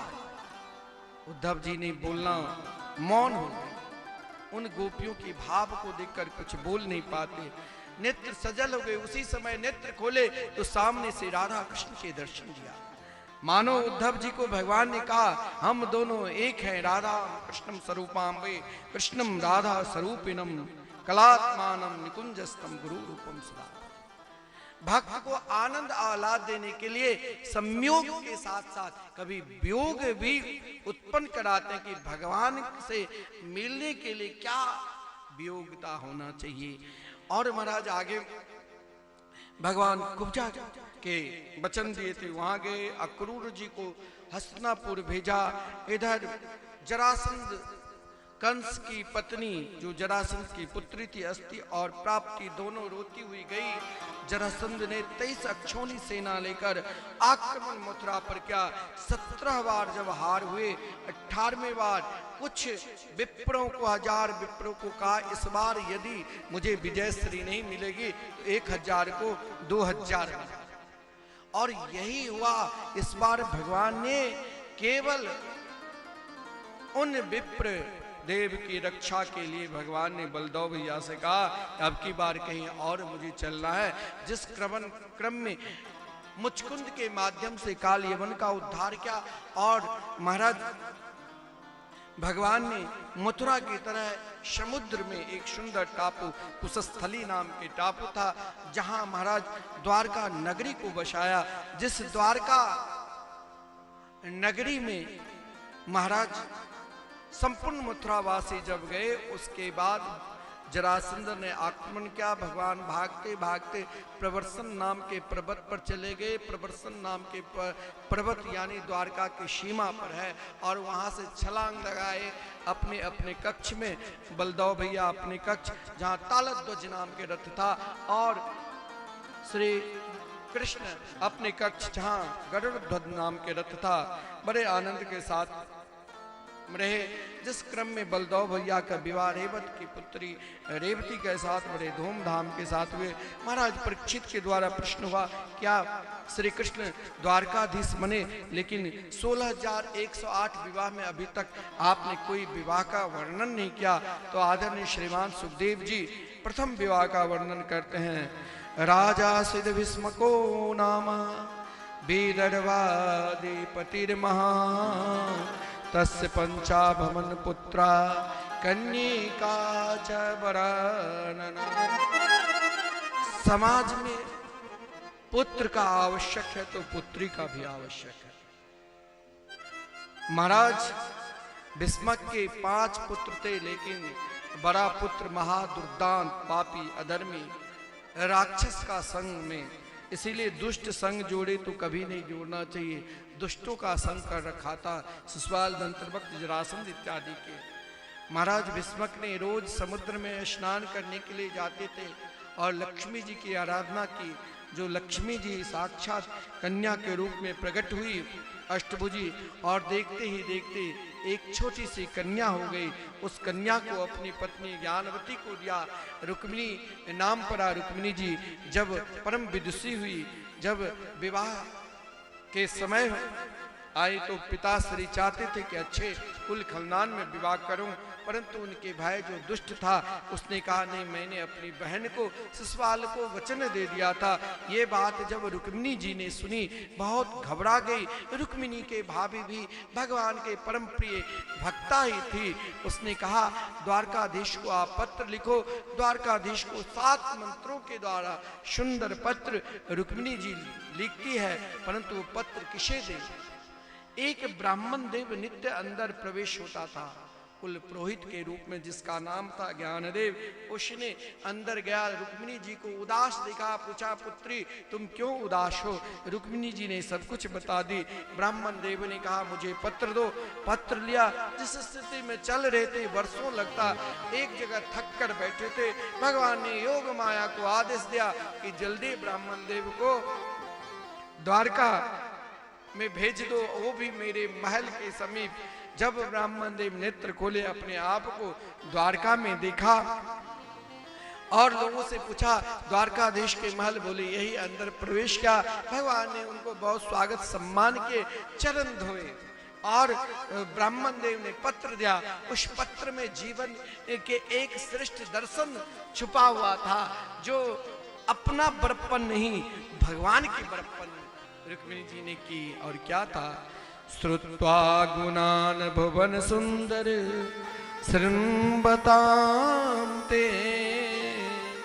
निर्वेश कर्ण विवरे हरतोंग तापम रूपम दृशाम दृशिमताम अखिलार्थ लाभम त्वयच्युता विशति चित्रमा पत्रपम में। भगवान न मिले तो मत घबराओ, लेकिन भगवान के नाम निरंतर मिले इसके चिंतन रोज करो। रुक्मिणी जी ने कही हमने तो केवल नवधा भक्ति के प्रथम चरण स्तुत्वा आपकी महिमा को सुना, और संसार के कौन ऐसे प्राणी होंगे जो आपकी महिमा को सुनकर आपको नहीं चाहेंगे। हे प्रभु, सिंह के भाग सियार ले जाए तो अप्रतिष्ठा सिंह की ही होगी। भगवान ने कहा ठीक है मैं आऊंगा, लेकिन कैसे आऊं, वहां तो बहुत सुरक्षा कर्मी होगी। रुक्मिणी जी ने कही हमारी प्रथा है, जब बेटी की शादी होती है तो गांव से बाहर एक गिरजा देवी की मंदिर है, वहां मैं पूजन करने के लिए जाऊंगी, आप वहीं पर आ जाना। भगवान ने रथ पर उस ब्राह्मण देव को बैठाया और बड़े आनंद के साथ रथ चला। मार्ग में बलदेव भैया जान गए कहाँ जा रहे हो कन्हैया। कन्हैया संकोच में नहीं बताया, लेकिन ब्राह्मण देव ने कह दिया कि जा रहे हैं रुक्मिणी जी को लेने के लिए। बलदेव भैया भी साथ में 4 अक्षौणी सेना लेकर पीछे पीछे चल दिए। इधर जब ब्राह्मण देव जब तक नहीं पहुंचे थे तब तक बहुत व्याकुलता हुई। जो ही पहुंचे तो सोचा महाराज क्या दूं। उनके चरण में ही लक्ष्मी जी समा गई। ऐसा मानो सर्वस्व दे दिया अपने आप को ब्राह्मण देव के चरणारविंद में। इधर द्वारकाधीश आ गए, मंदिर के समीप प्रतीक्षा कर रहे थे और इधर रुक्मिणी जी पूजन करने के लिए जा रही है। बड़ा सुंदर भाव है। साथ में 10,000 सुरक्षा कर्मी है, सहेलीगण है। जब वहां पर देवी के पूजन करती है, लेकिन निष्ठा देखिए, देवी के पूजन इसीलिए पूजन करो सबके, लेकिन निष्ठा रखो एक में। यथा तरोल मूल निषेचनेन तृप्यंती तत् स्कंद मुजोपशाखा। देवी के पूजन कर रही है और दर्शन कर रही है किसे? साक्षात द्वारकाधीश। ये निष्ठा होती है, ये प्रेम होता है, ये समर्पित भाव होता है। जीवन में निष्ठा विश्वास दिलाता है, विश्वास से संबंध जोड़ते हैं और संबंध जीवन को परमात्मा में समर्पित करा देते हैं। यही भाव महाराज यहाँ पर प्रकट हुए। रुक्मिणी जी जब महल से बाहर निकलती है तो अपने आप को द्वारकाधीश के समीप देखती है। यहाँ सैनिक 10,000 सुरक्षा कर्मी थे, लेकिन रुक्मिणी जी को मातृभाव में नहीं देखकर महाराज उनका भाव बदला, जिस कारण केवल रुक्मिणी जी के नूपुर के शब्द सुनते ही सबके सब मूर्छित हो गए थे। बड़े आनंद के साथ द्वारकाधीश ने रुक्मिणी जी को रथ पर बैठाया, रथ चलाया, रथ चलने लगे। और जब रथ चला बड़े आनंद के साथ, तो महाराज सब बोले ले गए। बोले कौन? बोले वही काली कमली वाले द्वारकाधीश। महाराज उनके भाई रुक्मिणी जी के भाई रुक्मिता मां दुष्ट था, उसने महाराज आक्रमण कर दिया। मार्ग में भगवान ने उनको परास्त कर आधी दाढ़ी मूछ मुड़वा दिया, जिस कारण शर्म के मां कारण वो गए भी नहीं फिर वहां पर। महाराज भीष्मक की राजधानी, वहीं पर एक भोजगट नाम के छोटा सा महाराज देश बना लिया, वहीं पर रहने लगे। इधर महाराज रुक्मिणी जी के पिता महाराज भीष्मक आज बहुत हर्षित है, प्रेम उल्लास में स्वयं नाच रहे हैं कि आज अपनी बेटी की शादी कराना है, कन्यादान करना है। बड़ा उल्लास है, प्रेम है, और इसी प्रेम को हमें आगे बढ़ाना है, क्योंकि समय हो चुके हैं। हमको आरती के भी दर्शन और 2-4 भजन का भी आनंद लेंगे। उसी प्रेम में सब आज खोए हुए हैं। इधर रुक्मिणी जी पूजन करने के लिए पुनः देवी के पूजन करने के लिए जा रही है। इधर महाराज द्वारकाधीश को बुलाया और द्वारकाधीश को द्वारका से आने पुनः दोबारा सब सज धज कर बड़े आनंद के साथ आए। आइए हम भी इस आनंद को श्री कृष्ण रुक्मिणी मंगलमय विवाह महोत्सव का आनंद ले और भजन के माध्यम से आनंद ले। उस रूप के भी झांकी के भी दर्शन करेंगे और सब पूजन करेंगे और पूजन के पश्चात आरती के दर्शन करके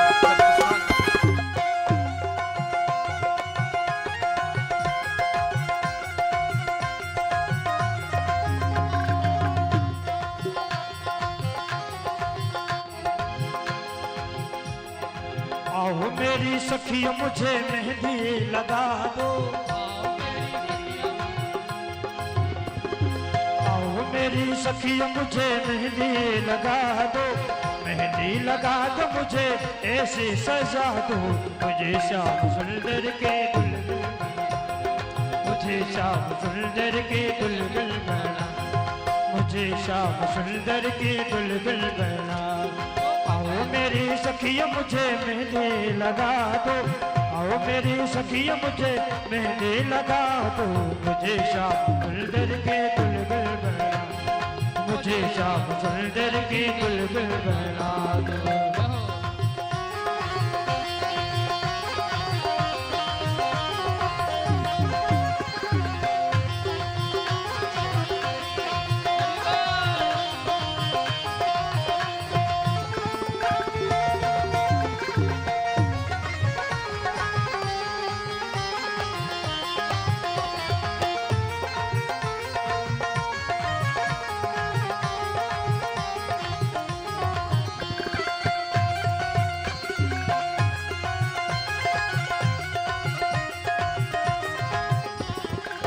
सत्संग में मेरी बात चलाए, सत्संग में मेरी बात चलाए, सतगुरु ने मेरी कीनी रे सगाई, सतगुरु ने मेरी कीनी रे सगाई। उनको बुला के हाथ ले बातों करा दो, उनको बुला के हाथ ले बातों करा दो। मुझे श्याम सुंदर के दुल्हन बना, मुझे श्याम सुंदर की दुल्हन बना। आओ मेरी सखियों मुझे मेहंदी लगा दो, आओ मेरी सखियों मुझे मेहंदी लगा दो, मेहंदी लगा दो मुझे ऐसी सजा दो। मुझे श्याम सुंदर की दुल्हन बना दो, मुझे श्याम सुंदर की दुल्हन बना।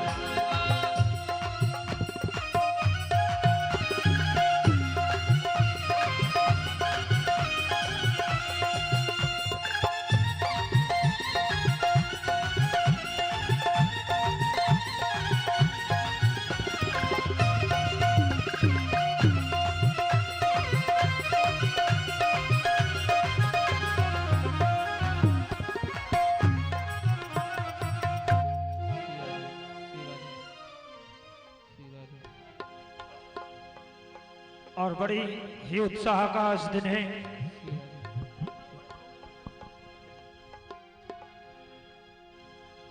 श्री रुक्मणी मंगल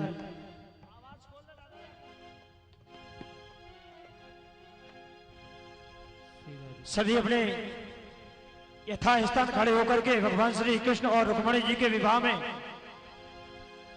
जिसको जैसा नृत्य आता है सभी करेंगे और सभी तालियां बजाएंगे। ऐसा लगता है सारे संसार की शादी है, आज मेरी शाम की शादी है, आज मेरी शाम की शादी है, आज मेरी शाम की शादी है, शाम की शादी है मेरे शाम की शादी है, शाम की शादी है मेरे शाम की शादी है, आज मेरी शाम की शादी है, आज मेरी शाम की शादी है। ऐसा लगता है सारो संसार की शादी, आज मेरी शाम की शादी, आज मेरी शाम की शादी, आज मेरी शाम की शादी है।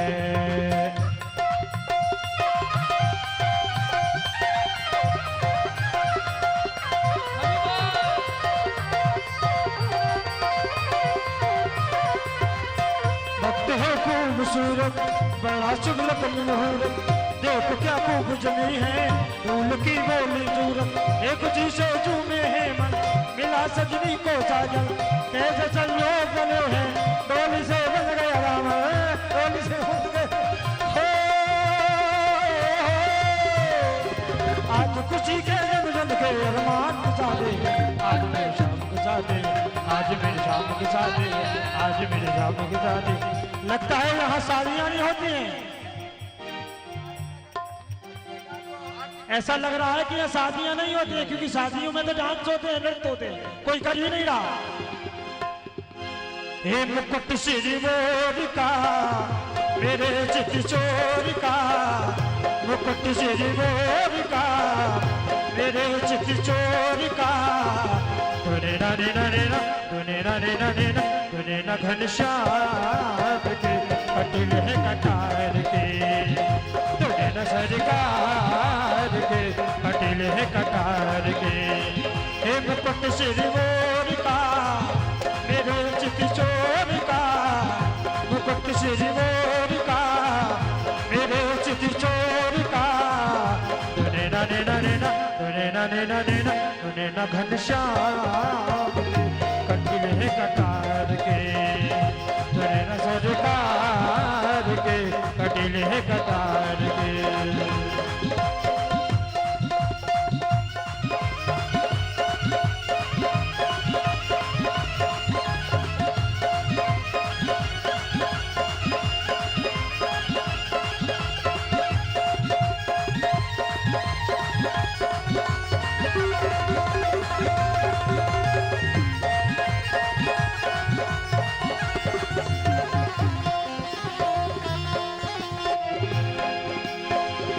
कमले लजाए तेरे नैनों को देख के, कमले लजाए तेरे नैनों को देख के, फूल घटाए तेरी कजरे की रेत पे फूली घटाए तेरी, कजरे की रेत पे मुखड़ निहार के सोचन गए बार के, ये मुखड़ निहार के सोचन गए बार के, घनश्याम के कटले कटार के, कटले कटार के।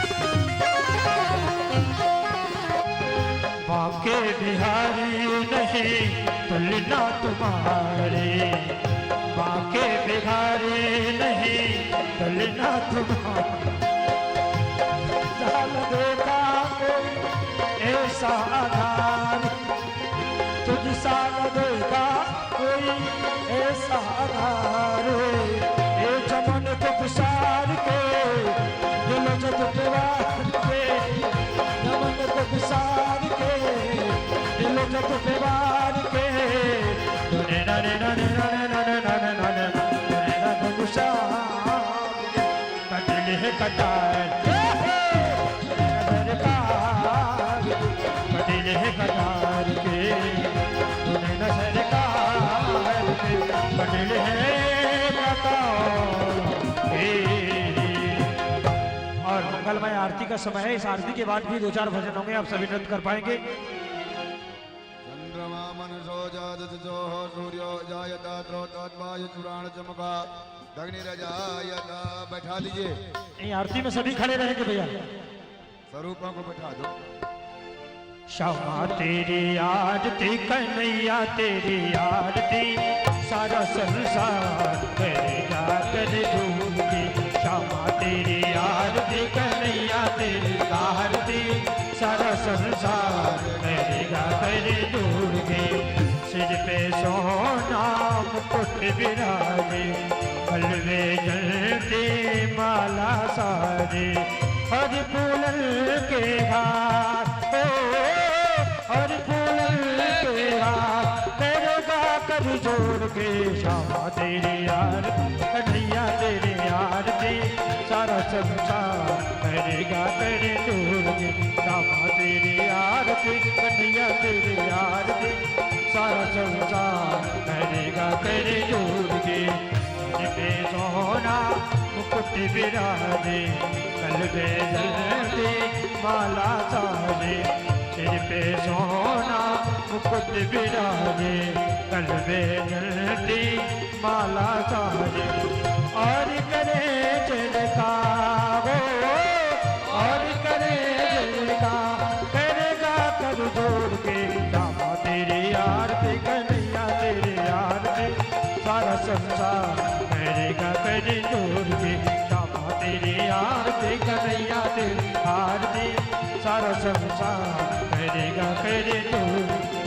ब्रह्मा जी के तेरो यश गावे, ब्रह्मा जी के तेरो यश गावे, नारद सारद ध्यान लगावे, नारद सारद ध्यान लगावे, और करे जयकार और करे जयकार करेगा कर जोड़ के, श्यामा तेरी आरती कन्हैया तेरी आरती, सारा संसार करेगा कर जोड़, श्यामा तेरी आरती कन्हैया तेरी आरती, सारा संसार करेगा कर जोड़।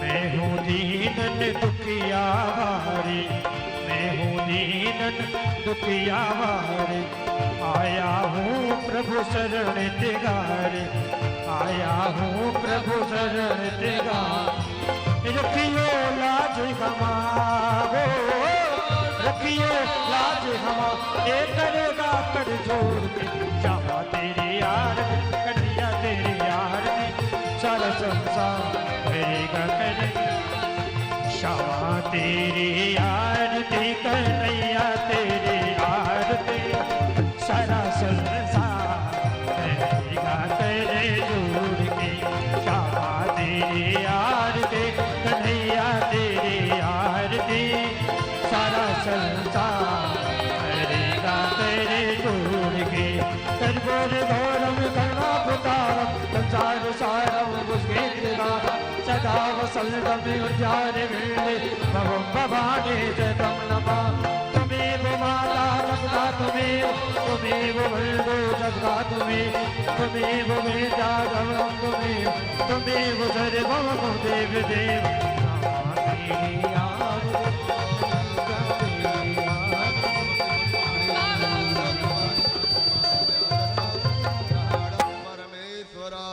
अंतर्पुष्पांजलिं समर्पयामि। बोल भागवत भगवान की जय। बोल वृंदावन बिहारी लाल की बोल व्यास जी महाराज की जय। श्री रुक्मणी मंगल की जय जय श्री राधे जय जय श्री राधे।